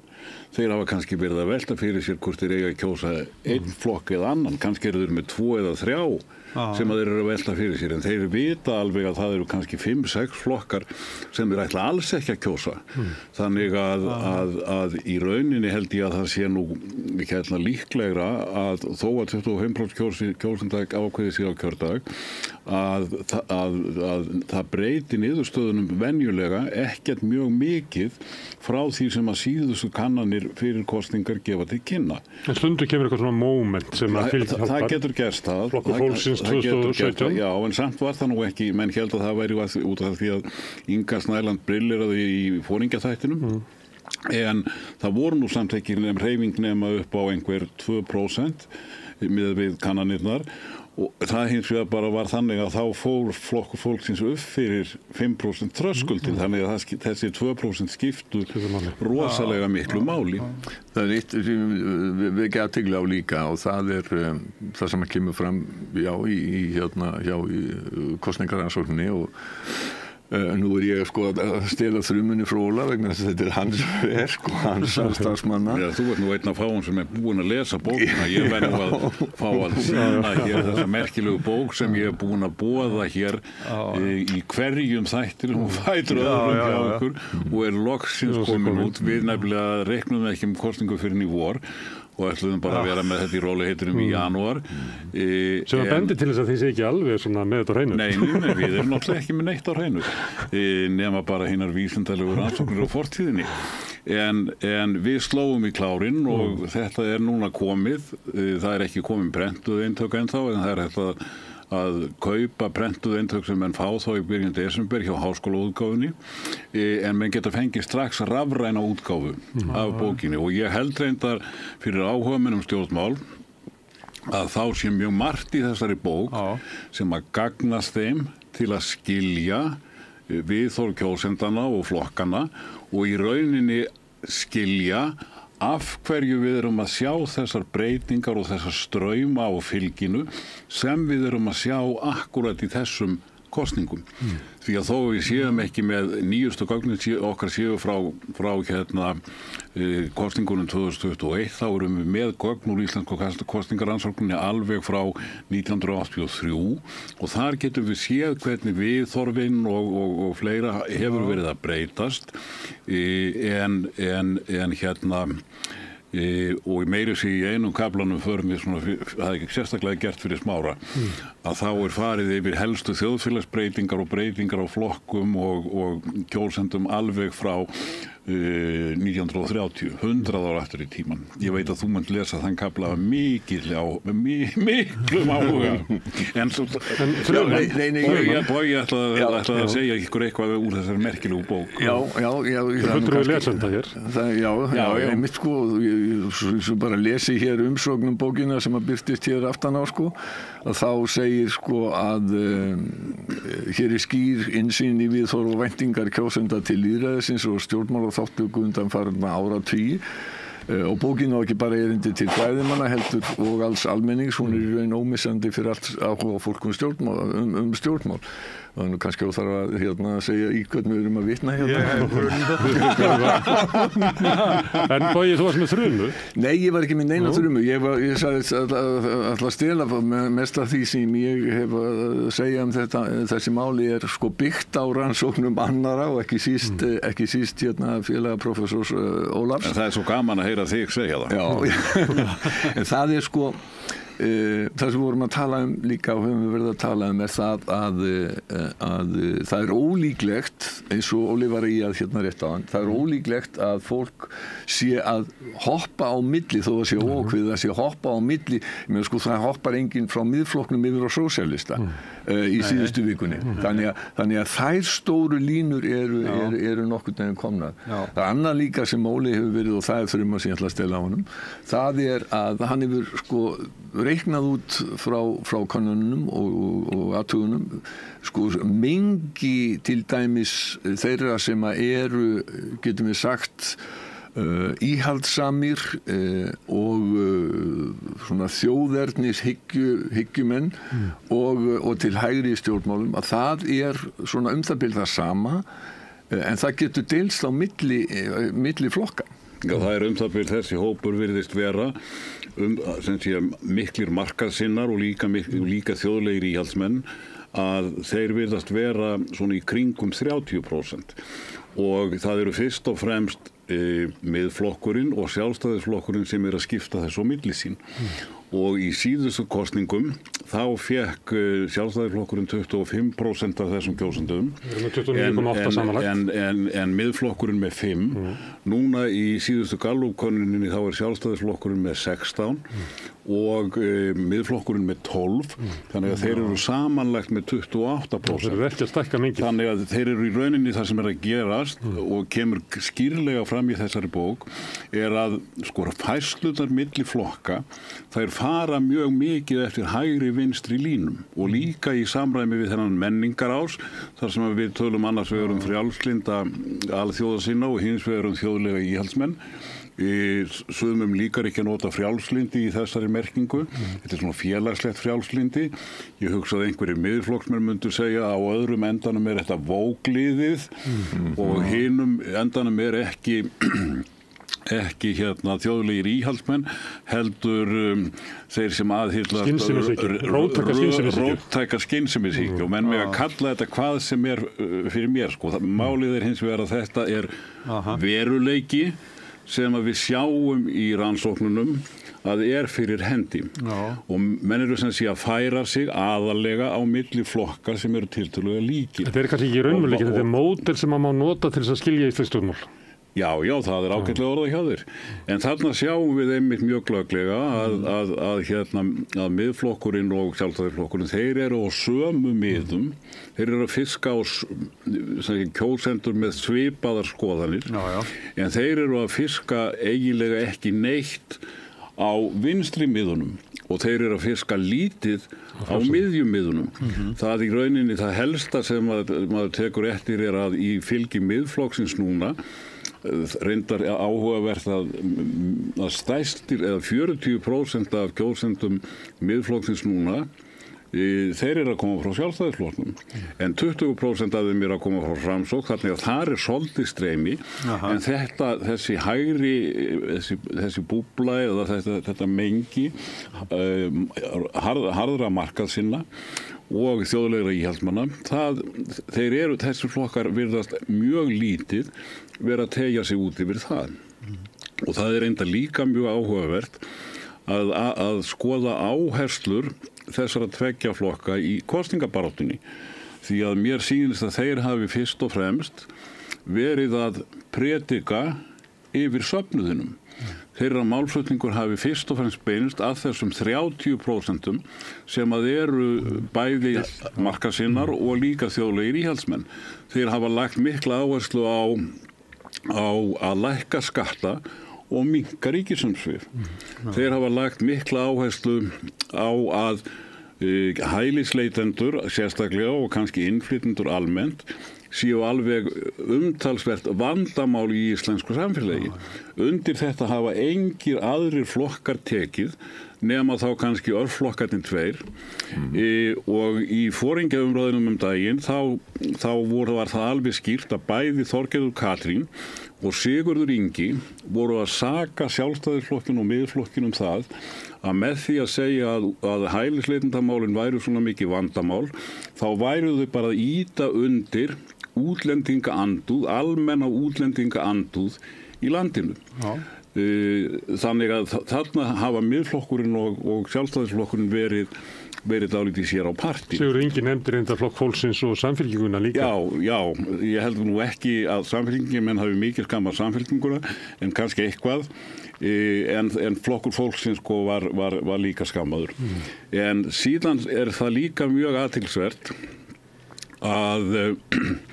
að miðflokkur og sjálfstæðisflokkur hafa gert greinilega alveg meðvitaða tilraun til þess að láta þessar kosningar að einhverju verulegu leyti snúast borgarmálin í Reykjavík.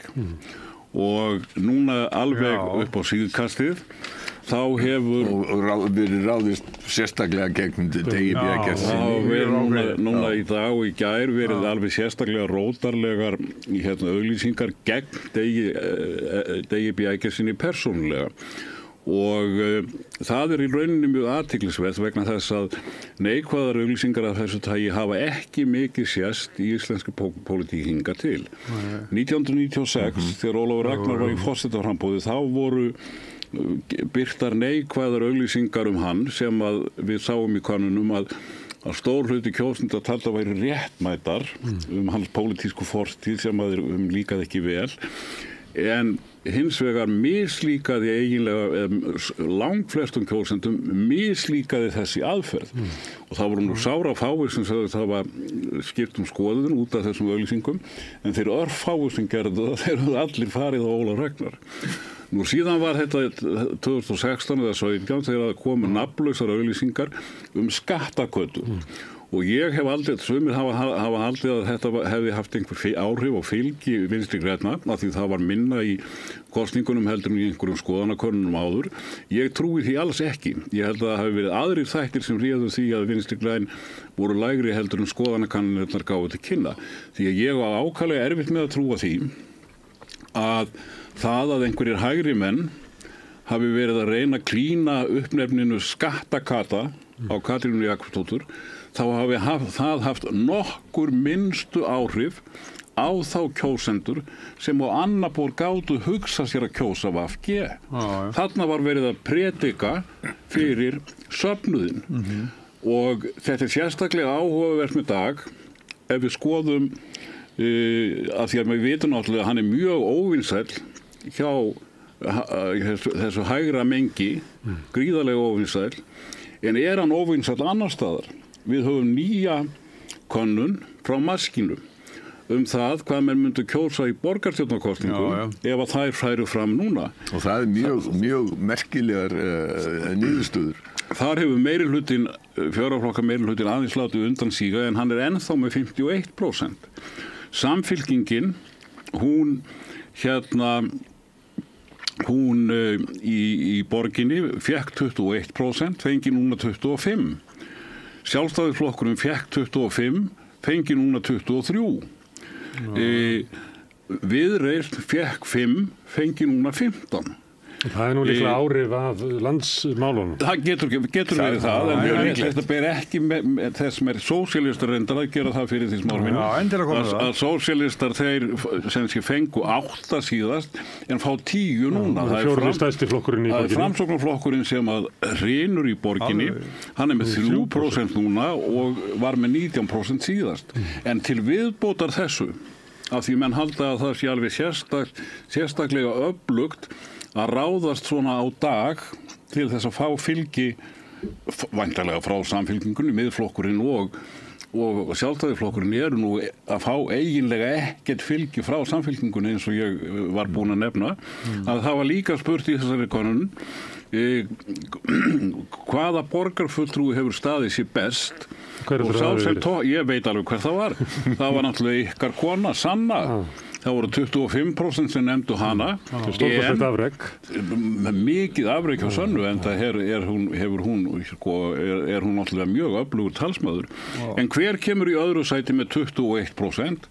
Dagur B. Eggertsson og hvar er Hildur Björnsdóttir leiðtogi Sjálfstæðisflokksins 14% nefna hana og 6% nefna Einar borgarstjóra þannig að mér sýnist að öll þessi mál séu þannig að þau höfðu það fyrst og fremst til hinna þegar sannfærðu hægri manna, þjóðlegra íhaldsmanna það eru kannski 30% 70% sem eru ekki í þessum söfnuði þau eru bara ekkert að hlusta á þessar áherslur Sjálfstæðisflokks og Miðflokks. Ég held að það sé þeirra vandi og mér finnst þetta satt að segja svolítið skrítin kosningabarátta sérstaklega hjá Sjálfstæðisflokknum vegna þess að ef hann vill stækka þetta mengi hægra að þjóðin sinnaða mengi þá verður hann að höfða eitthvað inn á miðjuna eins og hann gerði gjarnan hér áður fyrir. Þetta er mjög merkilegt að sjá þetta gerast.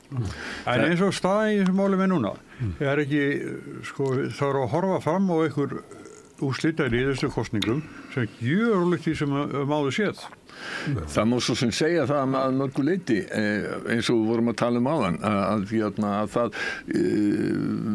verði þetta í einhverju samræmi við kannanina núna. Ég ætla að draga þess athygli að metit.is sem eru með þeir vega og meta niðurstöðu kannanina á aðeins annan hátt heldur en að aðri gera og nýjustu fylgisspár þeirra frá því fyrra dag að þá telja þeir þetta miðgildi stuðnings fylgis við 3 flokka sé það sama. Þeir spá sem sagt Viðreisn, Sjálfstæðisflokki og Samfylkingu 17%.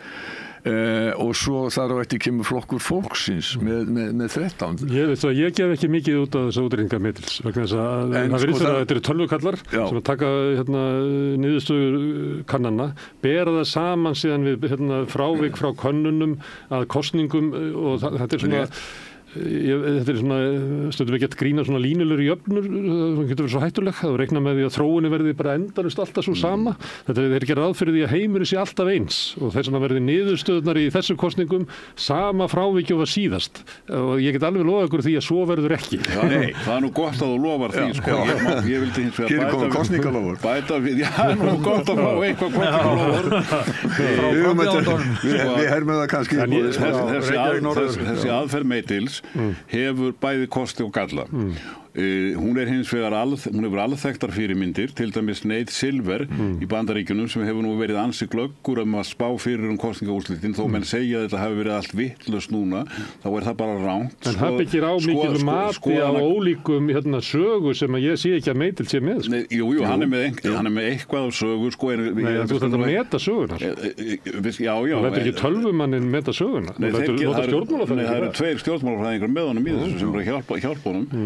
Það eftir að koma í ljós með Metil hversu langt hann frá þessu. Já, og reyndar í þessari það er óreind spá algjörlega og það sem að er líka, ég veit varðandi þessa nýjustu útgáfu að Gallup-könnunin nýjasta frá því á föstudaginn sem var lekið í RÚV og RÚV hafði nú sem betur fer þrek til að birta þó það ætti ekki að birta hana, að hún ekki inn í þessari nýjustu útgáfu Metils, en ég vona þeir taki nú snarlega við sér og setji hana þar inn, en auðvitað þetta engin stóri sannleikur frekar heldur en annað. Mér finnst þetta bara áhugaverð aðferð og hún er svona viðbót við hitt, en almennt talað þá eiga menn auðvitað ekki að taka niðurstöðu skoðanakannana allt og bókstaflega eins og menn gera. Í þessari bók okkar, margum rætri, til dæmis heill kafli skoðanakannanir og óvissu í skoðanakönnunum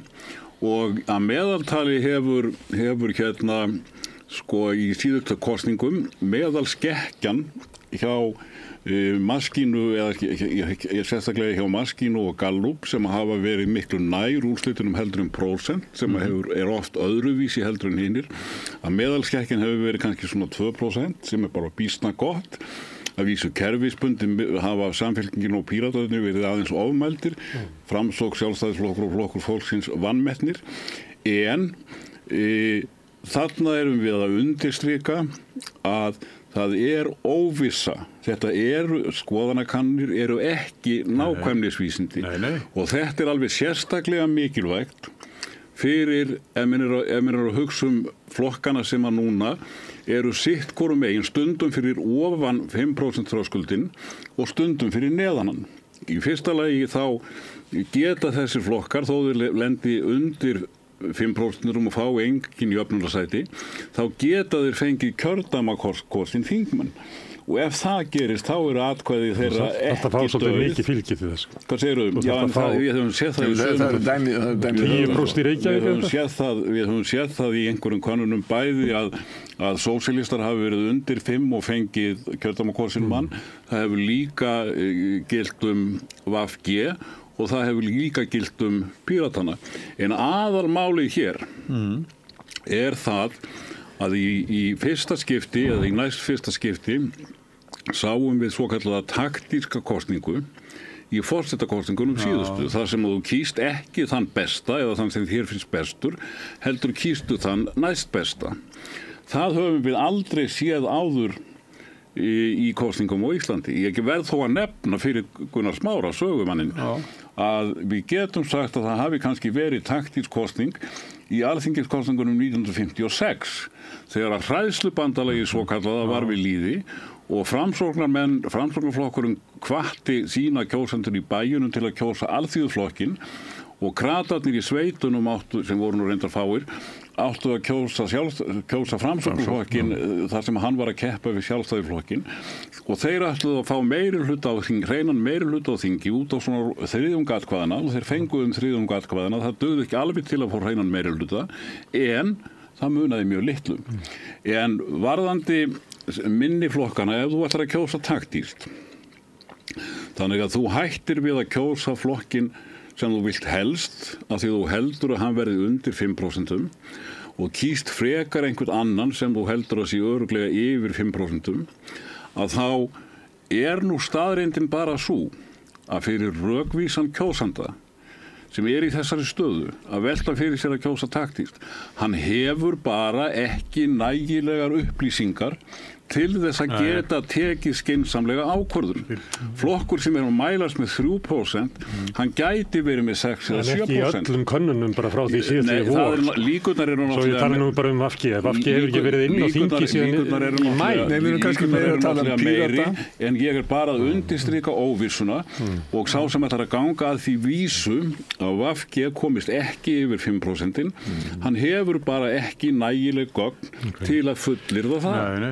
Og þess vegna má segja að kjósandi sem að ætlar að taka mark á jafn ónákvæmum upplýsingum og skoðanakannanirnar eru, að hann að taka í rauninni mikla áhættu með því að kjósa ekki þann flokk sem hann vil helst, heldur þann flokk sem hann vil næst helst. Og hann getur meira segja lent í því, ef að eitt atkvæði skipti sköpum, að hann yrði sjálfur til þess að flokkur sem með alveg 5% dytti út af þingi.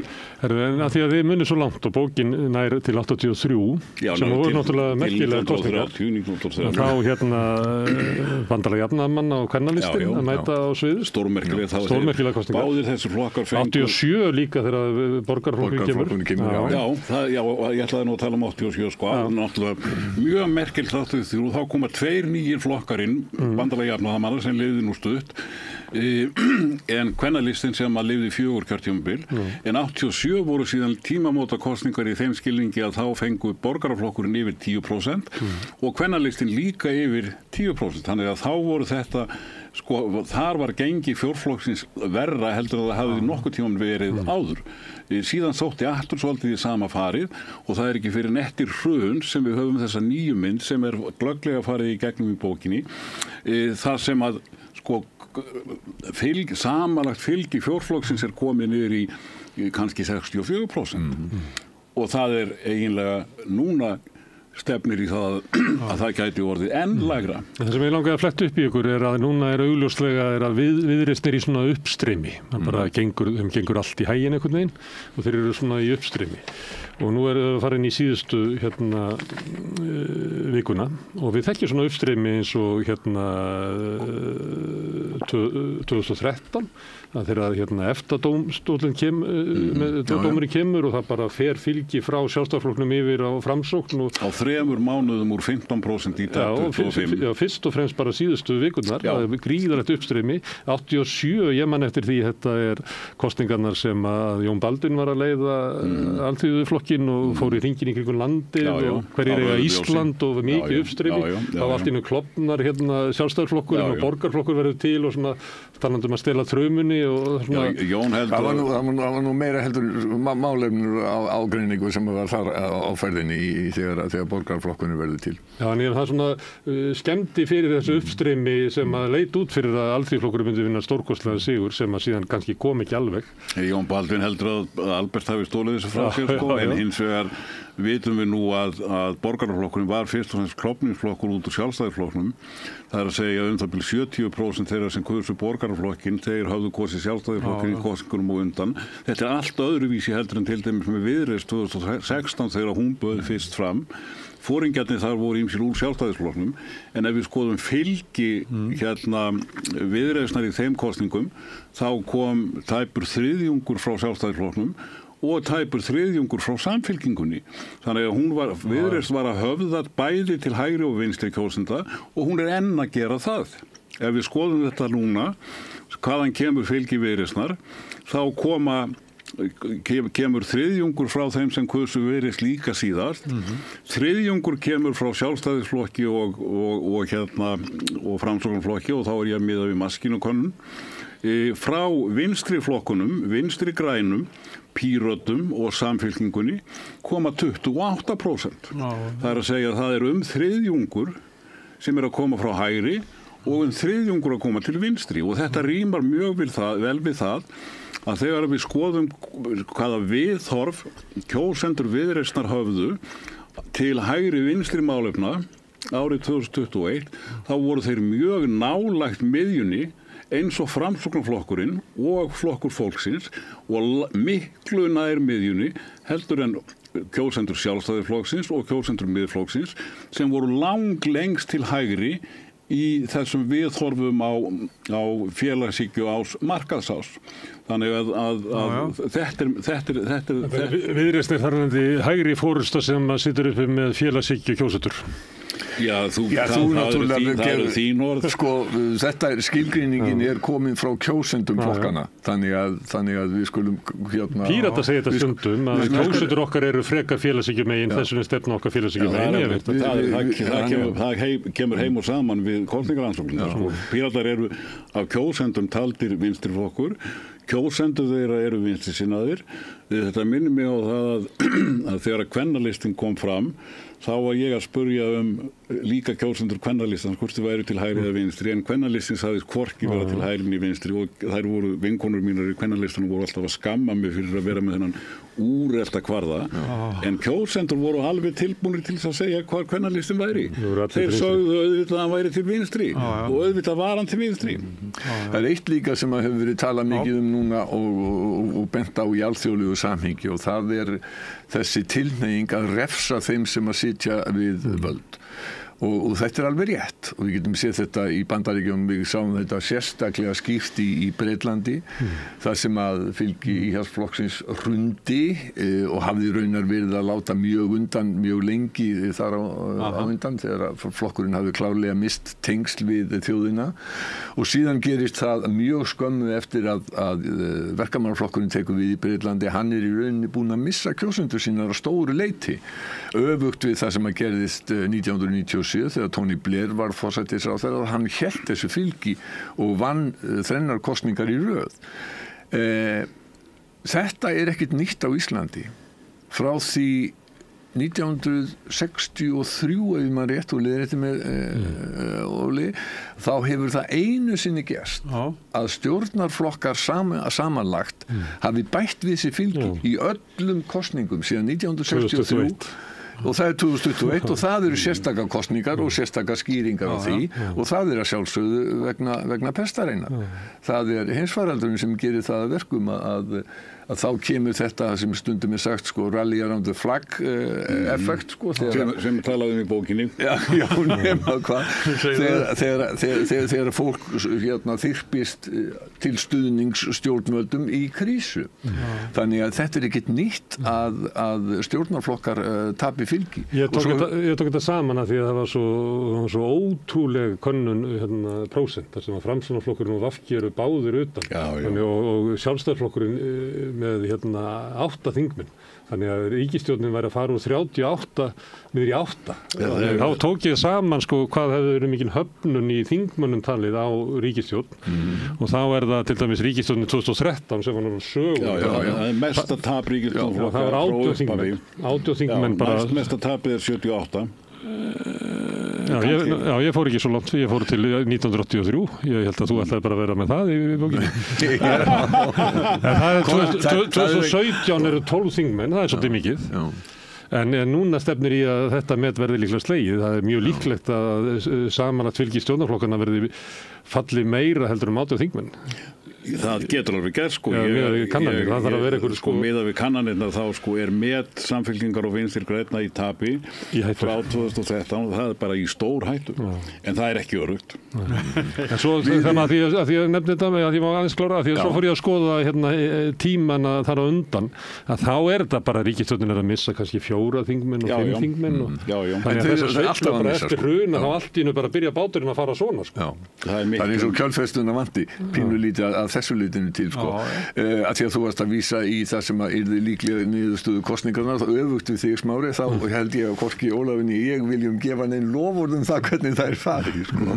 Ég sagði farið ekki eins og ég vil kannski að því við vorum að tala hvaðan fylgið að koma og við sáum að fylgi Miðflokksins eiginlega bara að koma hægra megin frá og við sáum hvernig fylgi Viðreisnar bæði að koma frá vinstri og frá hægri, en það líka mjög fróðlegt að skoða hvaðan fylgi Samfylkingarinnar að koma, sem líka að bæta tvöfalda fylgi sitt frá síðustu kosningum.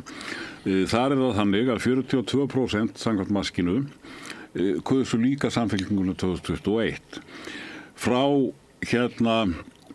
frá vinstri flokkum, það eru nú eiginlega fyrst og fremst bara VG og Píratarnir, 35% af fylgi Samfylkingarinnar núna að koma frá þessum vinstri flokkum.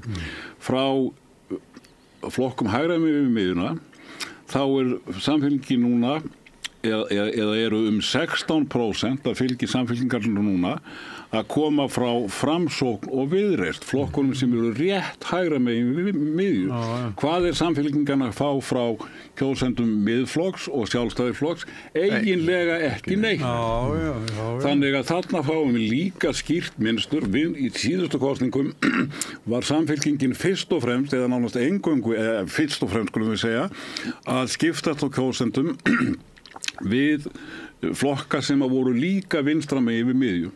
En núna hún höfða soldið yfir miðjuna, en bara til kjósenda Framsóknarflokksins frá síðustu kosningum og kjósenda Viðreisnar, en ekki neitt til, eða nánast ekki neitt til flokkana sem eru lengst til hægri, Sjálfstæðisflokksins og Miðflokksins. Þetta skýrir stöðu Framsóknarflokksins, þar sem að fylgi það sem að þeir sækja vanalega, það búið að soga það upp annars vegar til Samfylkingar og hins vegar til Viðreisnar. Þannig það eiginlega ekkert eftir til skiptana. Þessum erum við að sjá það með svona ömurlega stöðu í könnunum. Já, með hæfilegri einföldun algjörlega hægt að segja að þetta sé rétt mynd sem voru að draga upp. En þetta svolítið líkir flokkar, Samfylkingin og Viðreisn. Þeir eru náttúrulega voru kallaði lengi vel í Morgunblaðinu í ritstjórnargreiðum systurflokkarnir, Evrópuflokkarnir. Núna tek ég eftir því að í ritstjórnargreinum Morgunblaðsins ekki lengur talað systurflokkana. Það farið að tala hinn borgaralegu öfl. En hægri flokkarnir í Skandinavíu voru nú hér lengi alltaf kallaðir borgaraflokkarnir. Akkur það þessu? Vegna þess að þeim sýnist að ef að Miðflokkurinn og Sjálfstæðisflokkurinn eigi að komast í ríkisstjórn, þá sé nú líklegast að þeir verði að gera það með Viðreisn. Ef við skoðum hins vegar kortið sem í bókinni, þar sem við erum að skoða hvernig kjósendur Viðreisnar og kjósendur Miðflokksins voru sem sé á þessum hægri vinstri efnahagsráðs, annars vegar og þessum menningarás hins vegar, að þá kemur náttúrulega í ljós að kjósendur Miðflokksins 21 höfðu á báðum þessum ásum allt aðrar skoðanir heldur en kjósendur Viðreisnar. Kjósendur Viðreisnar voru hins vegar tiltölulega nálagt Samfylkingunni á báðum þessum ásum.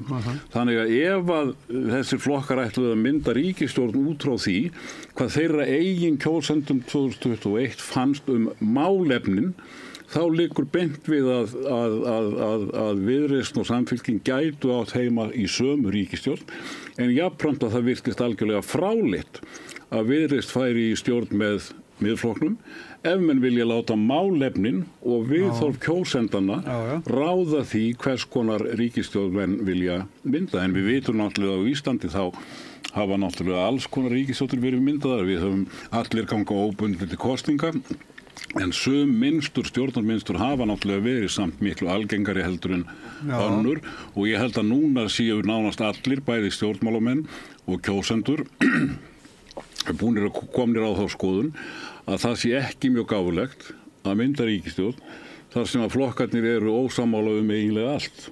Það sé miklu vitlegra að gera það sem algengast í samsteypukerfum allstaðar í heiminum, að þeir flokkar sem mynda ríkisstjórn, þeir séu sammála að minnstakostum sumt.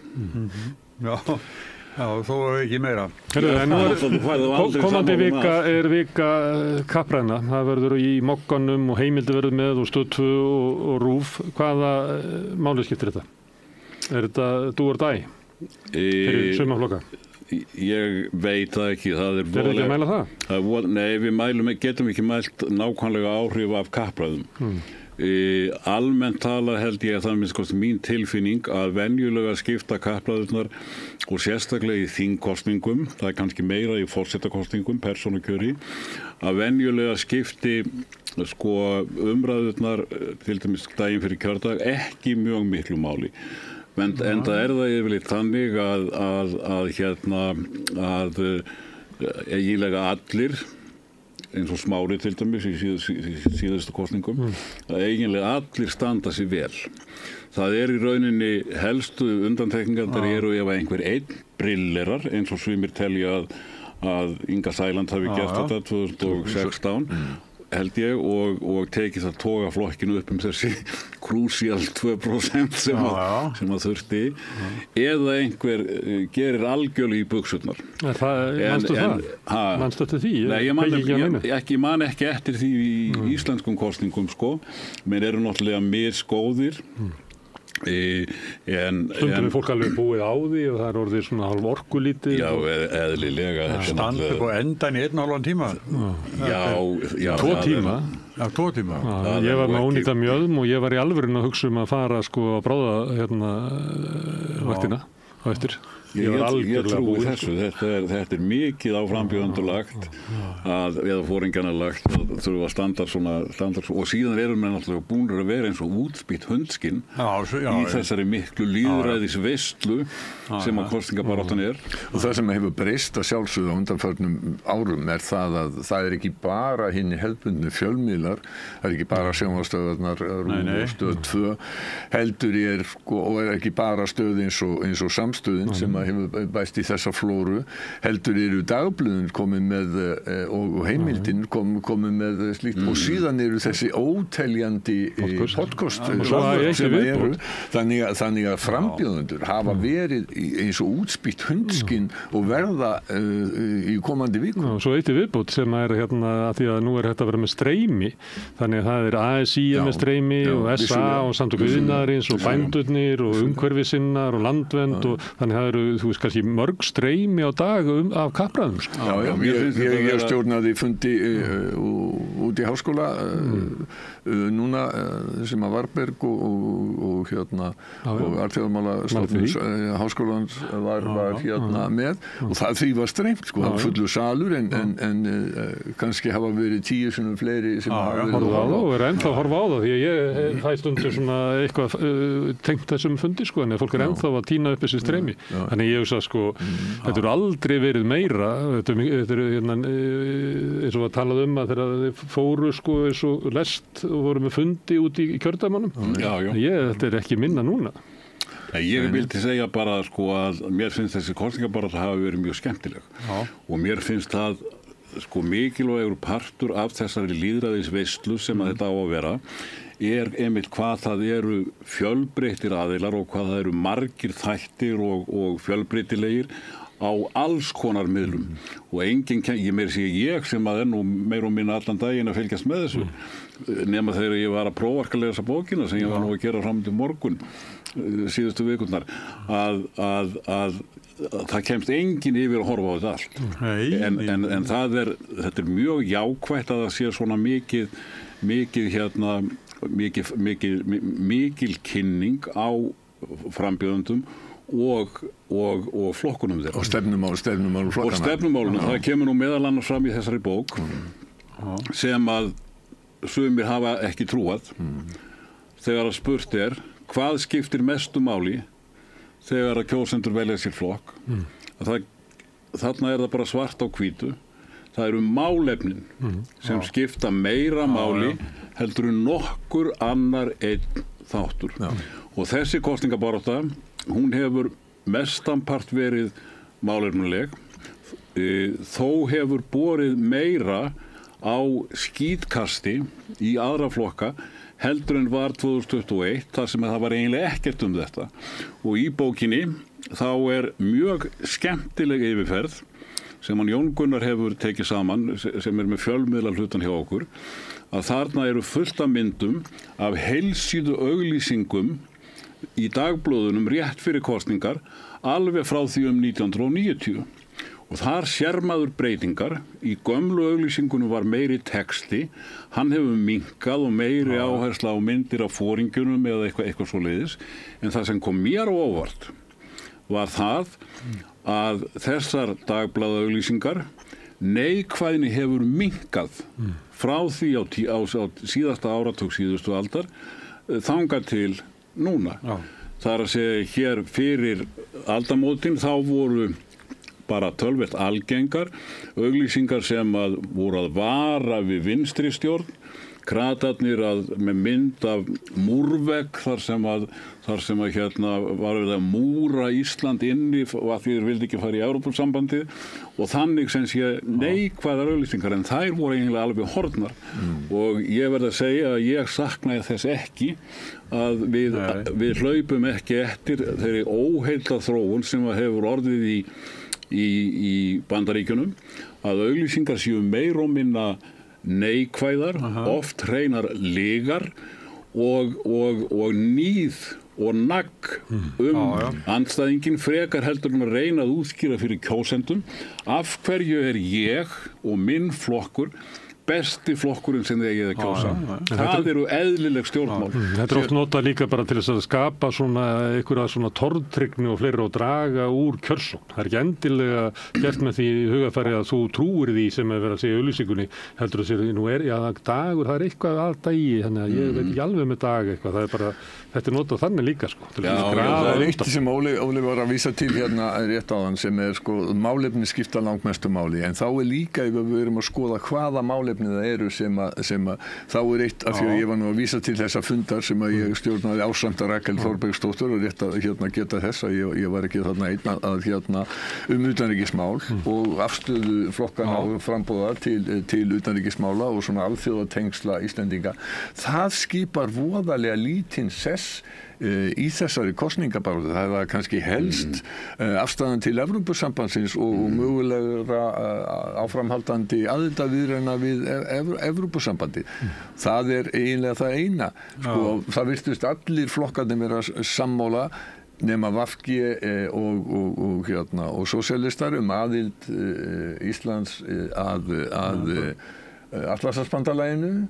Það er allir mjög hlynntir norrænni samvinnu. Hins vegar var í rauninni ekkert talað eða mjög lítið sem ekkert talað Sameinuðu þjóðirnar. Sem að einu sinni var talið að væri svona eitt af grunngildum í utanríkisstefnu allra Norðurlandana, það væri aðildin að Sameinuðu þjóðana.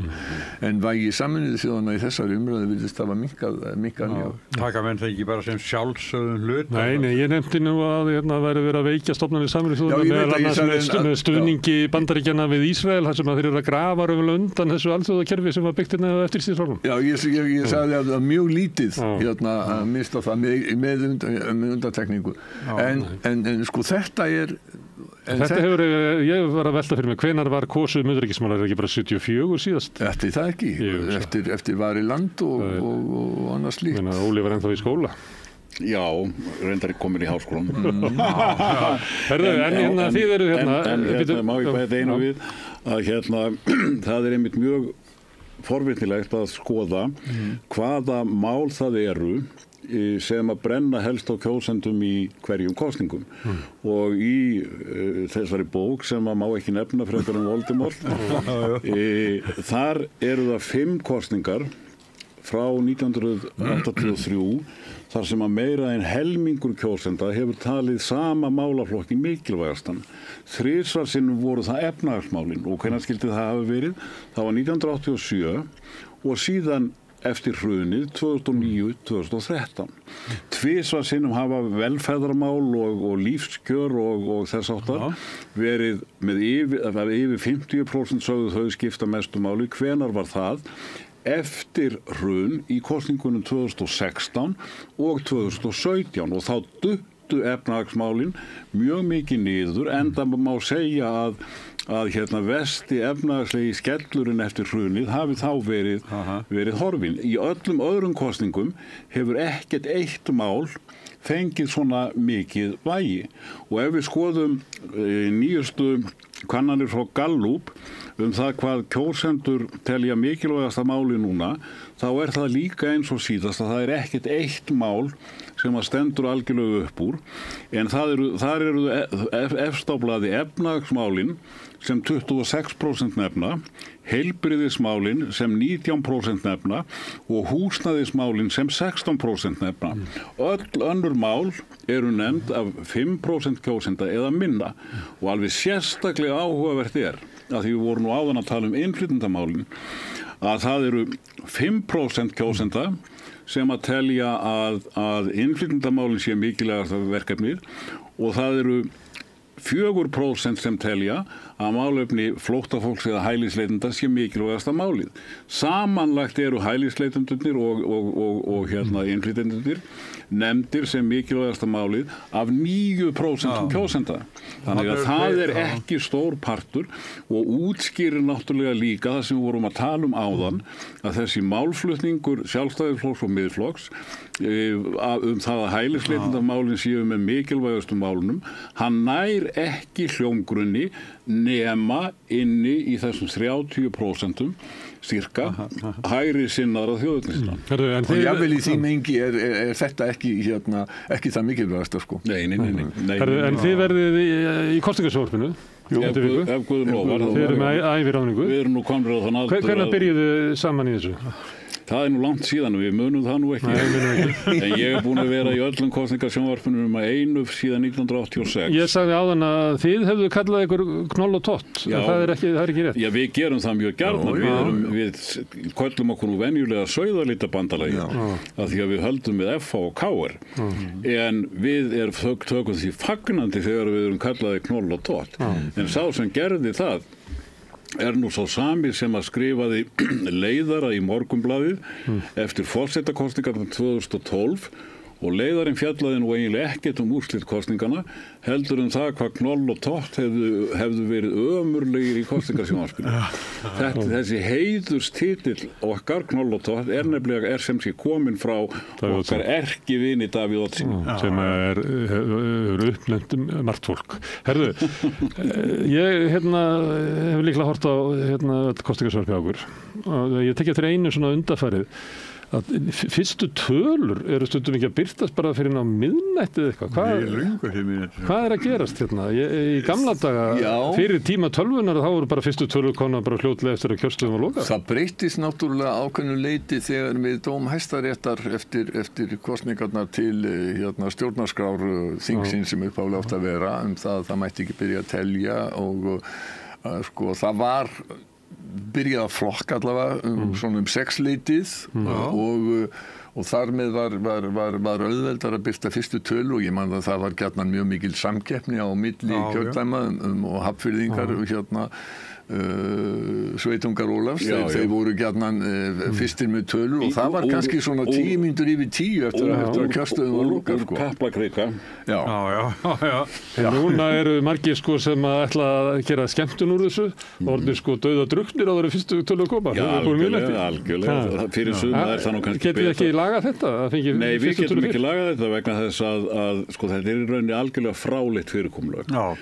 Og þetta hefur vestnaðið og þú segir vegna þess að nú eru kjörstjórnir og ekki síst náttúrulega eftir talningaskandalinn í Borgarnesi að þá eru þeir skítræddir að þeir séu að brjóta einhver ákvæði kosningalagana og þar ákvæði sem að ég held að það megi flokka fyrir áður en kjörstöðum lokar en það má ekki fara að telja og svo við líka ennþá sko það galskap í gangi að það hefur í norðvesturkjördæmi hefur til dæmis bara verið talið í Borgarnesi en það má telja á 3 stöðum og ég vona að núna verði talið á í Borgarnesi á Ísafirði og á Sauðárkróki en sko þessi hugmynd sem náttúrulega þegar vetur það náttúrulega verið bara öryggisatriði að gera það þannig algjörlega Ég meina að þú getur farið út af í djúpinu sko með atkvæði Ísfirðingana og lent í sjónum. Það eru einhverja sögur kassa sem að rúlaði niður hlíð og að geta bíómyndum það sem að var óæskilega atkvæði í.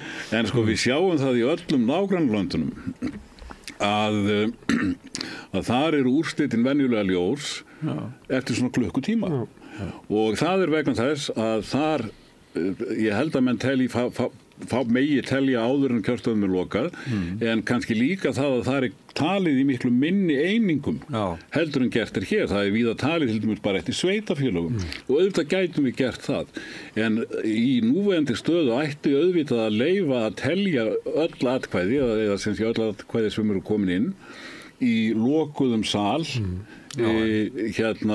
þannig að við gætum verið komin með eins og það var í gamla daga þar sem að menn svindluðu kannski aðeins á kosningalögunum og voru farnir að telja áður en kjörstöðum lokaði í lokuðum sal, að þá vorum við að fá tölurnar 10 mínútur yfir 10, var það ekki, korter yfir 10, 20 mínútur yfir 10, nema í þessum kjördæmi þar sem að mátt ekki telja nema á einum stað og landa og fjarlæðirnar voru. En maður finnur til með ykkur, sko, þið eruð eiginlega í 2,5-3 tíma, það verður ekki að ræða, það er að tegja lopan. Sýnist þið það að Ólafur ekki í vörðum? Má ég vekja athygli á því. Sjónvarpinu núna verðum við með fjölmargar myndir úr þessari bók. Þannig að þó að það komi engar tölur fyrir klokkan 3, þá getum við talað og haldið skemmtun uppi fyrir þjóðinni allan þann tíma. Segðu mig, hvað er loggmolla í Ólgusjó? Loggmolla Ég er að sjá þetta fyrir mér, sko. Ólgusjó er náttúrulega... Ég sé Ólgusjó. Hvað er loggmolla? Á enskunni er the eye in the storm. Loggmollan, ef ég má skýra þetta, loggmollan eru kosningarnar og kosningabaráttan sem svo, og þessar kosningar sem sko það friðsum í þeim ólgusjó sem í gangi þegar heimsfaraldur COVID í stuttumáli. Gæti ekki orða þetta betur. Ég ætla aðeins að benda þér á annað líka, Smári og Sigurjón, að það hvernig þið telja í Færeyjum. Þar eiginlega talið á hverjum kjörstað.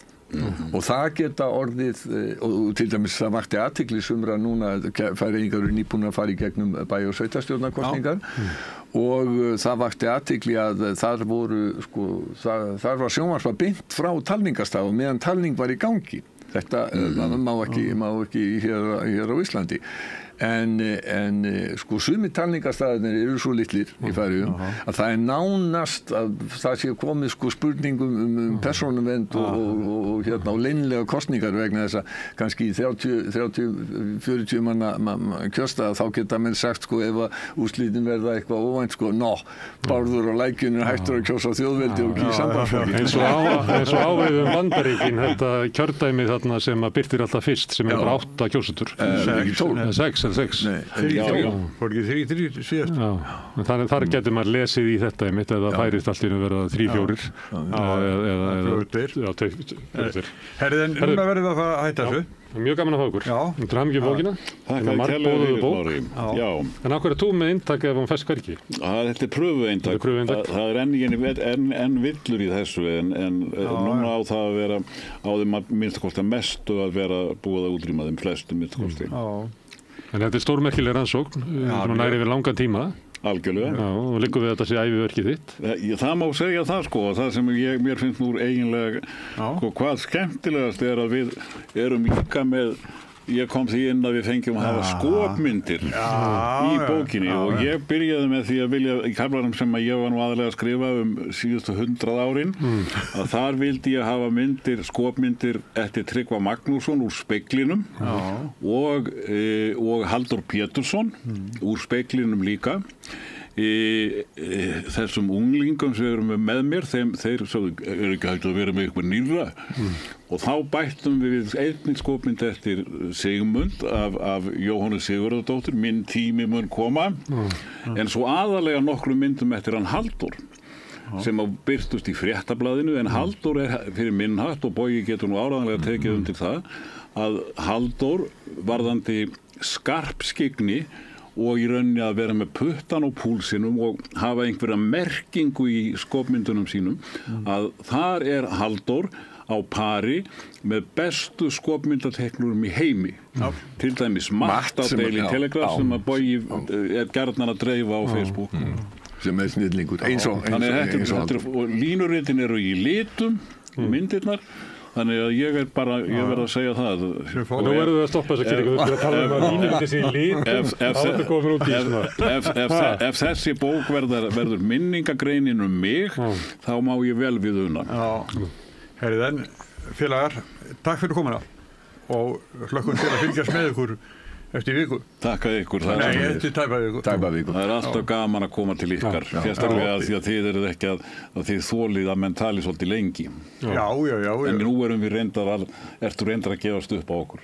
Nei, það eru konu út fyrir öll mörg. Já, þetta. Herðu, en við gerum smá hlé og svo komum við og endur þáttinn ég og Sigurjón.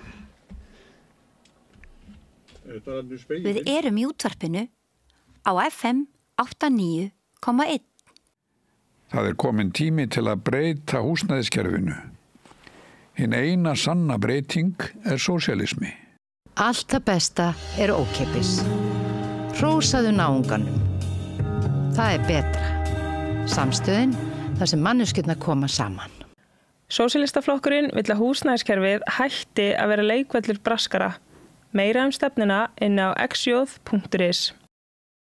Með því að ganga í leigjendasamtökin styður þú baráttu leigjenda. Leigjendasamtökin eru fyrir öll þau sem vilja vinna að réttlæti og öryggi á húsnæðismarkaði. Leigjendasamtökin.is. Segðu það á Samstöðinni. Samstöðin í eigu hlustenda, áhorfenda og lesenda. Sláist í hópinn og gerist áskrifendur.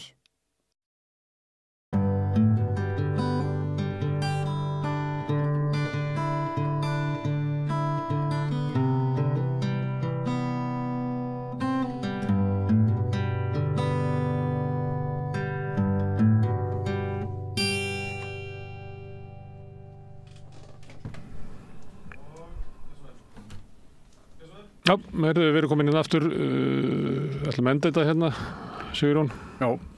Þetta búið að vera líflegar umræður. Já, og bara mjög skemmtilegar. Mjög skemmtilegar, spannað söguna og hort fram á veg, eins og sagt Hvernig líst þér á þetta? Þetta nú síðast í þátturinn okkar fyrir kosningar, svo næst verðum við hérna, við erum ekki búin að ákvæða hvernig þátturinn verður, en það verður klukkan 20 mínútur í 1 á næsta sunnudag, þá verður komið ljóst hvernig Alþingi skipað. Það liggur ekkert á að búa í Nei, þá höfum við hérna ábyggilega stundu kallar maður þetta svona járnbrautastöð, þá fær maður bara svona alls konar gesti sem koma í þetta, verði einhvern veginn þannig formi hjá okkur, eða ekki? Já, bara, það skýrist bara næstu dögum, við sjáum hvernig það verður. Fá leikendur sem tóku þátt í baráttunni og kannski kosningastjóra og blaðamenn og fræðafólk og svona til þess að leggja mat á þetta, því að ég býst við verðum komið með gerólíkt þing. Já, það til að vera, sko. Og þá eru spennandi eins og svona hver stæðstur og hver þetta fór stjórnarmyndunar umbóðið og svona spekuleringar. Já. Þannig að það verður það, sko. Það verður, eða ég, það verður Þorgerður eða Kristrún. Meðan við hvernig þetta er núna. Já. Það var að breytast svo mikið til þess, sko. Þeir alltaf vissið það, eins og fyrir síðustu kosningar, þá mældist sjálfstæðisflokkurinn verri en hann hafði gert, en þá sagði Bjarni bara alveg ákveði að við fáum meira af þetta. Hann bara vissi það að bara reynslan segir það. Hvað munar það svona 1,5–2%? Já, sem getur verið mikið, sko. Getur skipt sköpum. Já, en það var það sem og síðast var það Framsók sem var í svona uppsveiflu og hún var alla síðustu vikuna, þannig að Framsók fekk meira fylgi upp úr kössunum heldur en kannanir höfðu bent til og björguðu ríkisstjórninni sem hefur kannski aldrei átt að gera. Hlustar á viðtalið við eldhúsborðið við Sigurð Inga. Eldhúsborðið? Já, hjá Óla? Nei, það Framsóknarflokkurinn sjálfur bjóð til svona podcast sem að tala við Sigurð Inga, var sendt út núna bara á 50-daginn held ég. Það sem hefur búin að vera fréttir af þessu, það sem var að segja að sjálfstæðisflokkurinn hafi verið óþekki maðurinn í óstarfhæfur. Tekið upp svona, maður sér að sko Framsóknarflokkurinn er orðin mjög hræddur stöðu sína og er búin að reyna að gera eitthvað svona öðruvísi í kosningabaráttunni. Ásmundur Einar með svona auglýsingaherferð þar sem hann eiginlega bara grátbiðja fólk að kjósa sig. En Sigurður Ingi var í þessu og talar eiginlega svona eins og að sjálfstæðisflokkurinn hafi eiginlega aldrei verið heill í þessu sambandi sko. Og sem er alveg öfugt, þú maður ekki verður alltaf að hlusta á það að það var svo gott samband á milli Sigurðar Inga, Bjarna og Katrínar. Aðalega milli Bjarna og Katrínar er ekki. Það? Nei, ég veit það, ég minni það. Það var alltaf verið að segja að það var svo gott traust samband á milli forystufólksins en núna er hann að vissulega að gera þetta upp og sér að þessi ákvörðun að fara inn í þessa ríkisstjórn og taka þetta fekjum við ekki 17,3% fylgið eitthvað, stórkostlegt afrek, þarna er ekki bara best að kjósa Framsókn og sóaði inn í þessa ríkisstjórn sko. Og situr núna, Óli var að vitna í könnunina sem var gerð fylgi flokkana í borgarstjórn, þar er þeir fengu 16 eitthvað held ég, 4 þingmenn, núna er mælist með 3% og enga þingmenn. Borgarfulltrúa, og Einar Þorsteinsson sem lagði mikið upp úr því að fá sko borgarstjórastólinn út úr þessu, að hann mæli þar 6% borgarfulltrúa sem að benda á hann sem þann borgarfulltrúa. Það er náttúrulega engin borgarstjóri mælst svona lágt. Nei, þetta er róttök. Algjört. Halldór Ásgeirsson sagði afsemastu á sín tíma vegna lélegra útkomu úr sveitarstjórnarkosningum. Já, það var þannig að hann var eiginlega búinn á því þegar að því kom. Ég hugsa, þegar hann hefði verið svona eitthvað kraftur í honum, það var eins og eftir að maður forsætisráður, það bara kóðnaði hann alveg endanlega niður. Það var eins og svona stundum gerist, þú ert að stefna einhverju marki, svo þegar kemur að þá ertu bara, þú veist, kannski var það ekkert svo gott að fá það. Og svo komu þessi kosningaúrslit þá er það 2006, að þá sagði hann af sér. En ég held að það hafi spilað tvennt saman, annars var hann bara eiginlega búinn sem stjórnmálamaður á þessu langa samlífi með Davíð Oddssyni og svo kom þessi úrslit. En það er, ef það er, þá ættu nokkrir að segja af sér á kosninganótt. Já, samanlega. Svandís í VG, líklegt að Píratarnir, þú veist, þurfa að gera eitthvað stórkostlegt uppgjör. Það er ekki með neitt formann. Nei, en það verður eitthvað svona... Jáfnveg slef inn sko, þetta er náttúrulega stjórnarandstöðuflokkur gegn mjög óvinsælli ríkisstjórn og þeir uppsker ekki neitt, þannig þeir lóta að skoða hvað er að. Ég hef alltaf sagt að Bjarni Benediktsson muni segja af sér sko kosninganótt. Já, ég er 1. desember, ég er búin að segja, það er dagurinn Bjarni fyrr. Já, ég bara, það þarf að gera eitthvað kraftaverk í þessari viku sem er engin merki Ég er svolítið hitt fólk svona úr flokkunum. Og maður sér það svona bara á líkamstjáningunni hvernig þeim líður og sjálfstæðisfólki það bara er úr þeim allur vindur sko. Og bara... skal engan undra sko. Þetta eru ótrúlega breytingar. Já, og þau sjá fleiri vonda fréttir heldur við, þeir eru alltaf verið að gera kannanir og það bara er ekkert jákvætt sko. Nei. Og sama með VG, ég held að svona reyndara fólki þarna innandyra sé búið að svona sætta sig við að þetta er búið sko, en það ef þú mælist ekki inn á þingi sko frá því í maí í fyrra, þá hvað þarf að gerast þannig allt í einu bara púff og það er ekkert í spilunum sem að bendi til þess. Það er engin byr hjá þeim eða neitt. Nei, og engin einstaklingur sem að svo sko Svandís er fín og það saman, það er bara duga bara ekki. Kannski getur Framsóknarflokkurinn dregið fram kraftaverk, en það þarf kraftaverk bara til þess að Sigurður Ingi ná inn í Suðurkjördæmi. Ég held að hann ná ekki inn og þá sé sem ekki atrið fyrir að komast í ríkisstjórn, svo hann geti verið utanþingsráðherra. Nei, til hvers að þeir að ef hann kemst ekki inn á þing og það þýðir að flokkurinn er kannski að fá bara kannski 6-7% fylgi, það þýðir að Ásmundur, Einar og Lilja er úti, Willum er kannski inni og Halla Hrund og kannski Stefán Vagn í norðvestri og hver í norðaustri? Já, það er hann. Já, Ísaksen? Já. Er hún ekki efst? Jú, og svo kemur hinn hundildi bóndi, Þórarinn Ingi Pétursson. Hann er í öðru setið ekki? Jú. Hann, ég meina, ef þið fá bara 6-7%, þá verður þingflokkurinn í mestalagi Willum, Halla Hrund, Stefán Vagn og hún Ísaksen. Já. Og ég heldur að þau fari eitthvað að draga Sigurð Inga sem formann. Ég veit ekki, það er bara ekki fræðilega mjög ekki, bara Willum verður bara formaður bara eitthvað tímann í februar. Þannig það er ekki þessi tryggð við Sigurð Inga að þau fari að verða hálf forystulaus inn í ríkisstjórn og á þingi vegna verið það nú upp einhvern tímann að Sjálfstæðisflokkur reyndi þetta með Geir Hallgrímsson og það leiddi bara til hálfgerðar stjórnarkreppu. Þú veist að því að flokkur varð að skipta út forystu og tók Þorstein og hann fekk ekki sæti í ríkisstjórninni fyrir en eftir einhver tíma. Það var mjög erfið tími fyrir flokkin.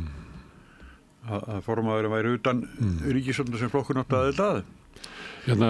Já, en þetta er sem blasir svo við, Smári, fyrir okkur svona sem er svona fylgst með þessu lengi, að þannig að verða straumkur, sko.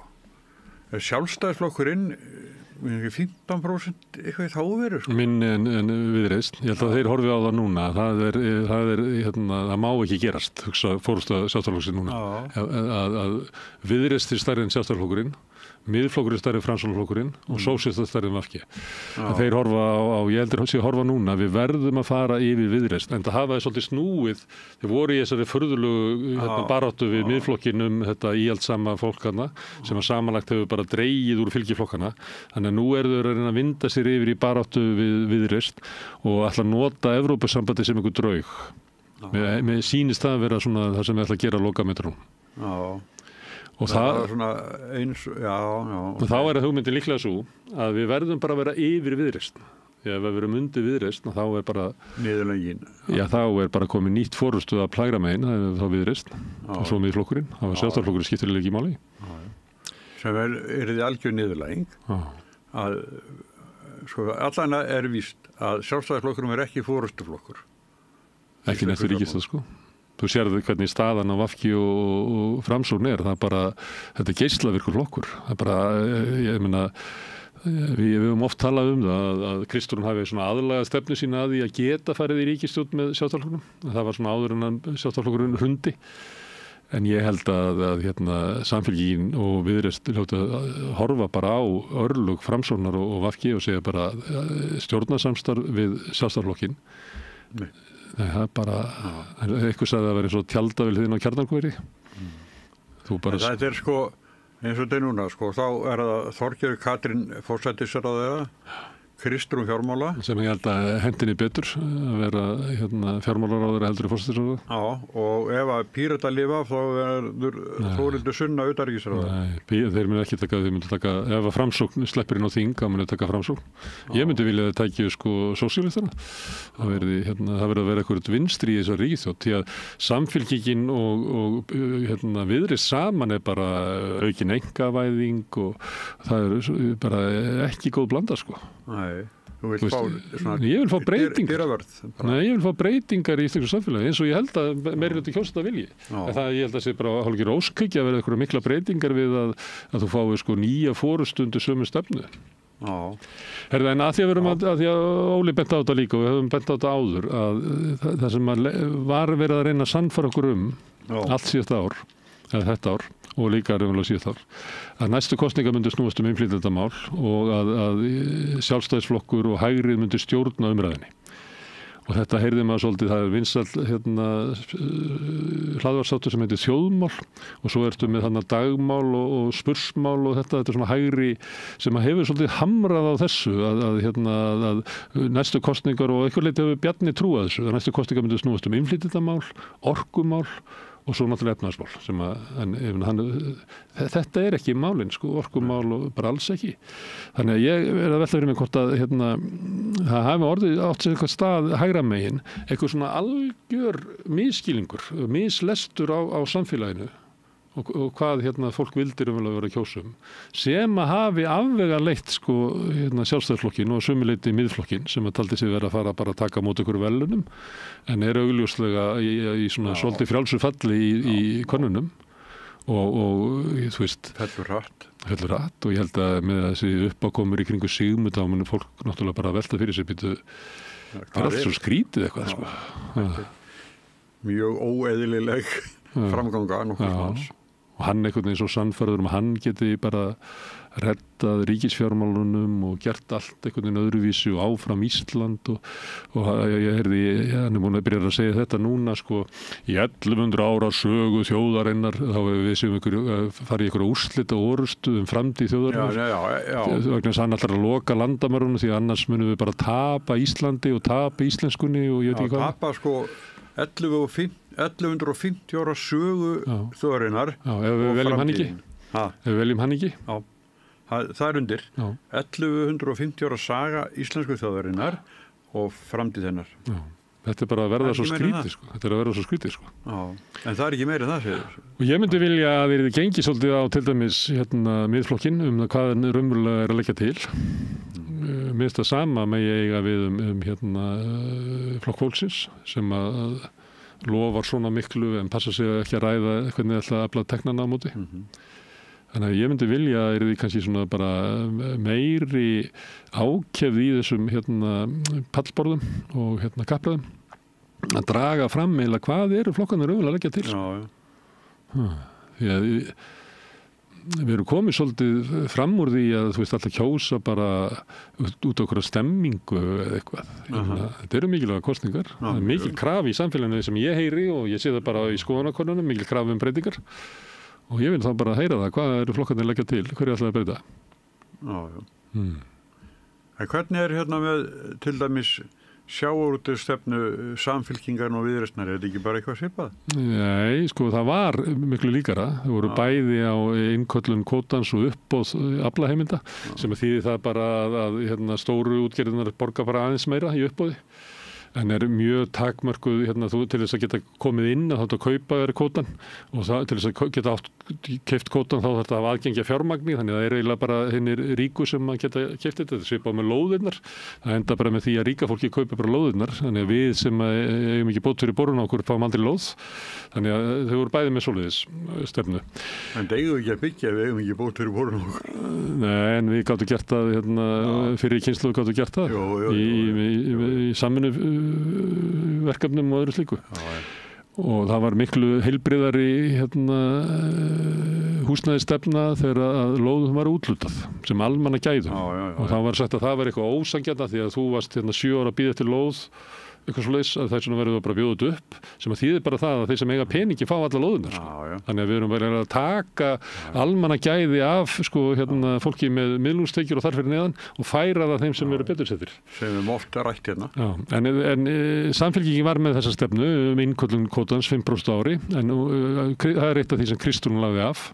Það var nú bent á það þegar hún var kosin formaður að hún hafði það til eitthvað svona það sem hún að tala sem hagfræðingur viðskiptaráðs, það sem hún að tala mjög gegn öllum breytingum í sjávarútvegi og ég hef aldrei heyrt hana að leggja neitt til neinar áherslur það. En hún hefur talað ekki planum í dag. En hún vill hækka veiðigjöldin, bara hafa sama kerfi í dag nema að taka eitthvað aðeins meira af sjávarútveginu, þannig að það er engin flokkur með svona uppstokkun á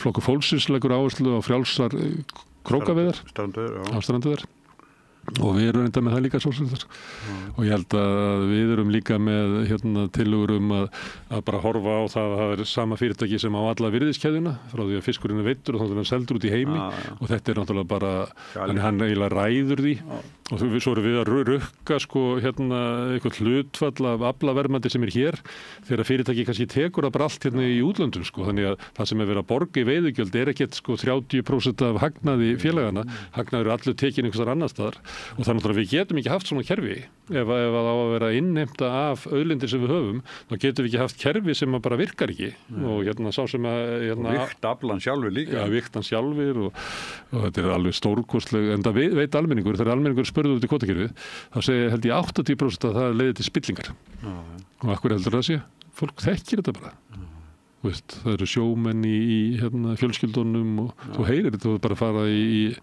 svona sæmilega fjölmenna fermingaveislu þá bara heyrur þú hvað er verið að gera við þetta kerfi en þetta er ég heyri nú svolítið í mönnum því ég var náttúrulega á sjó hérna áður og svona þekkja en þá nokkra og þetta er alltaf þetta sama og þetta veit fólk en þetta því miður hefur þetta eiginlega bara verið ýtt út úr pólitískri umræðu eins mikilvægt og þetta kerfi er og svo hefur það náttúrulega leitt til alveg fáralegra auðsöfnunar örfárra ég meina Samherji á fyrirtæki í Noregi, í Þýskalandi, í Færeyjum, í Namibíu og út allan heim er búin að kaupa Sjóvá og Haga og Eimskip og það er teknir peningarnir það er ekki skrifstofa með engum manni það er ekki þar og svo eiga þeir eru stærsti hluthafinn í Högum og langstærsti hluthafinn í Eimskip stærsti hluthafinn í Sjóvá fyrir utan lífeyrissjóðina Og þá eru þeir bara hægt og bítandi að því að þetta er svo gríðaleg auðsöfnun og þá eru við bara með því að halda þessu kerfi áfram þá eru við eiginlega samþykkja það að svona eftir kannski svona 1, 2, 3 kynslóðir þá verður bara einhver svona 3 fjölskyldur sem eiga Ísland. Forstjóri Eimskips núna sonur Þorsteins Vilhelmssonar sem var 3. samherjamaðurinn en seldist út fyrir nokkrum árum og áður var Baldvin Þorsteinsson, sonur Þorsteins Má, þetta er svona. Þannig virkar þetta, ef þú bregst ekki einhvern veginn við, ef þú leifir óréttlætinu að halda áfram, þá mun ekki byggjast réttlæti á því, það verður bara meira óréttlæti. Það verka að vinna í íslensku samfélagi. Já, mér finnst líka ótrúlega kærulust hvernig talaðu til dæmis einkavæðingu í heilbrigðiskerfunum. Alltaf látið svona eins og það sé Jói og Siggi og Stína og Gunna ætla að reka saman læknarnir, ætla að reka saman heilsugæslu, er það ekki bara gott? Jú, það er bara gott. Svo verða þau gömul og selja þetta, hver ætlar að kaupa þetta? Það verður líklega fyrirtæki í eigu Samherja sem að kaupa þetta og á allt í norði allar heilsugæslur á Íslandi og við erum komið með eitthvað svona bara stór fyrirtækja væðingu heilbrigðiskerfisins og menntakerfisins. Þannig að mér finnst ótrúlega kærlaust tal í svona umræðum þar sem að stjórnmálaflokkarnir eru að leggja fram einhverja tillögur sem eru mikla breytingar í íslensku samfélagi, alltaf látið eins og þessi bara eitthvað smá, ég eru bara að ná aukinni hagræðingu aðeins, en svo líður tíminn í smá stund og þá erum við bara komið með einhvern allt annað veruleika eins og við getum þess að skerst með sjávarauðlindin okkar að Íslendingar börðust fyrir því að fá hana undir samfélagið til þess að hún myndi verða grunnurinn af því að byggja hér gott samfélag. En núna þetta orðið eign kannski 10 fjölskyldna að langstæstu leyti. Heldur að kynslóð foreldra okkar hafi séð það fyrir sér. Að við verum að ýta Þjóðverjum og Bretum út úr landhelginni til þess að Þorsteinn Már og Guðmundur í Brim gæti eignast þetta. Þau eru hlegið að okkur, sagt okkur. Svo eruðu klikkuð, haldið þetta gerist á Íslandi, það hefur sagt og hlegið. En það gerðist. Heyrðu, já. En hvernig með ykkur, jóðlistan, hvað? Við erum í bara ágættri stöðu, við náttúrulega erum ekki á þingi, svo við tekið það fram, en við mælumst stærri en VG í öllum konunum og Píratar í allirina meitni sem var mjög skrítin konun. Við erum stærri en Framsókn í 2 konunum held ég. Og við erum alltaf inn á þingi, öfugt við þessa flokka. Þeir sem hafa mælst utan þings eru Framsóknur af þessu 3 á einum stað verið utan þings, Píratar á 2 stöðum, VG alltaf og VG er búið að vera utan þings síðan í maí. Þannig að ég held og maður upplifir það svona að svona einhver leyti er svona straumur til okkar og maður finnur og þá er ég bara enduróma mat þar sem að þú veist hvernig það er þegar maður hittir bara fólk út á götu en maður segir þegar ég kem hérna þá er alltaf fólk að vinna og ég finn bara í húsinu er alveg ótrúlegu kraftur og aðdánavert hvað sumt fólk leggur á sig það er alltaf og líka bara margt í gangi einu og þetta er svona og fólk hefur tekið sér launalaust leyfi og vinnu það er mikilvægt ég veit það því fólk hefur hugsjónir og vill vinna þeim framgang en ég er að segja að þetta er bara svo aðdánavert það er svo aflið bara í húsinu maður finnur þetta alveg það er svo þeir komið hérna fyrst bara þá þú spurkuldi vildi vera með með þeir í þáttum og fann ég bara að samstöðum var eitthvað sem var bara en svo var það líka skemmtilegt að við erum svona mikið að gestum það er svo mikil gestlagangur út á samstöðunni áður við fórum þá kom hér eldri maður og hann kom með kassa úr bakari og gaf vínabröslingjur og fór svo ég skrifaði gestabókina og hvatti bara all áfram og fór enginn veit hvað hann heitir nema Jú, ég veit hver þetta er ég á stundu samskipti ég skal segja þér eftir þáttu hver þetta er ég veit ekki hvort hann var að gefa þetta undir nafnið ekki en þetta gerist, það var nú maður daginn sem kom inn með 2 brauðtertur líka við sögum frá því líka í þætti og engin vissi hvað hann heitir, hann var tekið mynd á hann. Nei, það er bara stemming og við teljum þetta að vera mikilvæg kosningar og að það sé mikilvægt að sósíaldemókratarnir geti farið inn á þing og við höfum trúið því að sósíaldemókratar geti bara breytt Alþingi og við höfum sagt það, við höfum breytt verkalýðshreyfingunni og við höfum breytt fjölmiðlum og við erum með vinsalasta borgarfulltrúan sem að flestir horfa til, sem er afrek í minnihluta og við höfum tekið þátt í að endurreisa leigjendasamtökin og við höfum staðið fyrir mótmælum, vorum með mótmælum Bjarna Burt og höfum rétt fyrir okkur í Íslandsbankasölunni og fleira. Þannig að við höfum sýnt að utan þings að við getum breytt hlutum og við teljum að við munum sannarlega breyta Alþingi. Og það þarf á því að halda, eins og kom fram hérna kannski sérstaklega í fyrri umræðinni, það sem verið að tala að það bara eins og Alþingi sé bara ófært að afgreiða lög sem almenningur að biðja en það rennur síðan allt í gegn sem fyrirtækjaeigendur biðja Já, einmitt. Og jafnvel senda frumvörpin bara tilbúin. Til sinna ráðherra. Þannig að ég held að þegar sósíaldemókratar fara inn á þinga þá muni þingi breytast. Og það þarf að breytast. Já. Alveg örugglega Herðu, en þú kemur eitthvað í vikunni, við verðum með rauðaborðið hérna öll kvöld í vikunni og hérna eigum eftir að ákveða svolítið hvernig við hægðum okkur á kjördag, kannski verðum við með eitthvað auka útsettingu þar og ég veit það ekki, en allavega er þetta búið í bíli. Ég er búinn að tala við 3 oddvita í 3 kjördæmum og ég á 3 eftir og þar með þig. Þannig að við ræðum saman þá seinna í vikunni. Herðu, en ég þakka þér fyrir samverunni í dag og öllum gestunum sem hafa hingað komið og ég þakka Pétri fyrir að taka upp og senda út en mest þakka ég áhorfendum sem hafa breytt þessu samtölu okkar í fjölmiðlunum og minni á eins og ég geri oft að þið getið hjálpa okkur við að byggja upp samstöðuna bara með því að benda vinum og vandamönnum á efni sem ykkur líkar. Sagt frá því að við höfum að finna efnið okkar á Facebook, á YouTube, í öllum hlaðarsveitum. Bæði undir nafni samstöðunar og svo undir nafni einstaka þátta. Það má líka finna efnið okkar í útvarpinu á 89,1 á FM á höfuðborgarsvæðinu og það er útvarpsendingar nást upp á Snæfellsnes og upp í Borgarfjörð og upp á Litlu Kaffistofu út á Reykjanestá. En það má líka sækja þær útvarpsendingar í spilarann, spilari.is á netinu, svo spilar líka app sem má hlaða niður í síman og hlusta á samstöðuna og allar íslenskar útvarpsstöðvar hvað sem er í heiminum, það sem er net. Við erum komin í sjónvarpið til þeirra sem svo heppin að skipta við fjarskiptafyrirtæki Síman, þar eru númer 5 á fjarstýringunni, kannski ég veit ekki, ég er hrættur að trúa því að þá munu önnur fjarskiptafyrirtæki að bjóða sínum viðskiptavinum upp á efni frá samstöðinni ef að þið skiptið við þau fjarskiptafyrirtæki ættu kannski að spyrja þau hvernig tand á því að þið fá ekki aðgengi að 24 tíma sólarhring, 7 daga vikunar, allan ársins hring, samfélagsumræðu hér í svona Egils við rauðaborðið og í öðru þáttum samstöðunar. En samstöðin hefur verið byggð upp fyrst og fremst af þeim hluta áhorfenda og áhærenda sem hafa gerst áskrifendur. Þú getur slegist í þann hóp með því að fara inn á samstöðun.is. Það er hnappur sem ástendur áskrift. Það getur skráðið fyrir 2500 krónum sem að mér er sagt að sé mjög lág áskrift með allt efni sem við búum til hérna. Þú mátt borga meira og vilt og því sem er kjósi getur látið áskriftuna renna sem félagsgjöldin í Alþýðufélagið og það er Alþýðufélagið sem á og rekur samstöðuna. Allt sem við sjáum hér og heyrið er í boði áskrifenda og þökkum kærlega fyrir. En þetta er nú í bili, góða helgi þar sem eftir aðinni, svo sjáumst við aftur hér annað kvöld klukkan 8 þegar rauðaborðið hefur aftur samfélagsumræðu.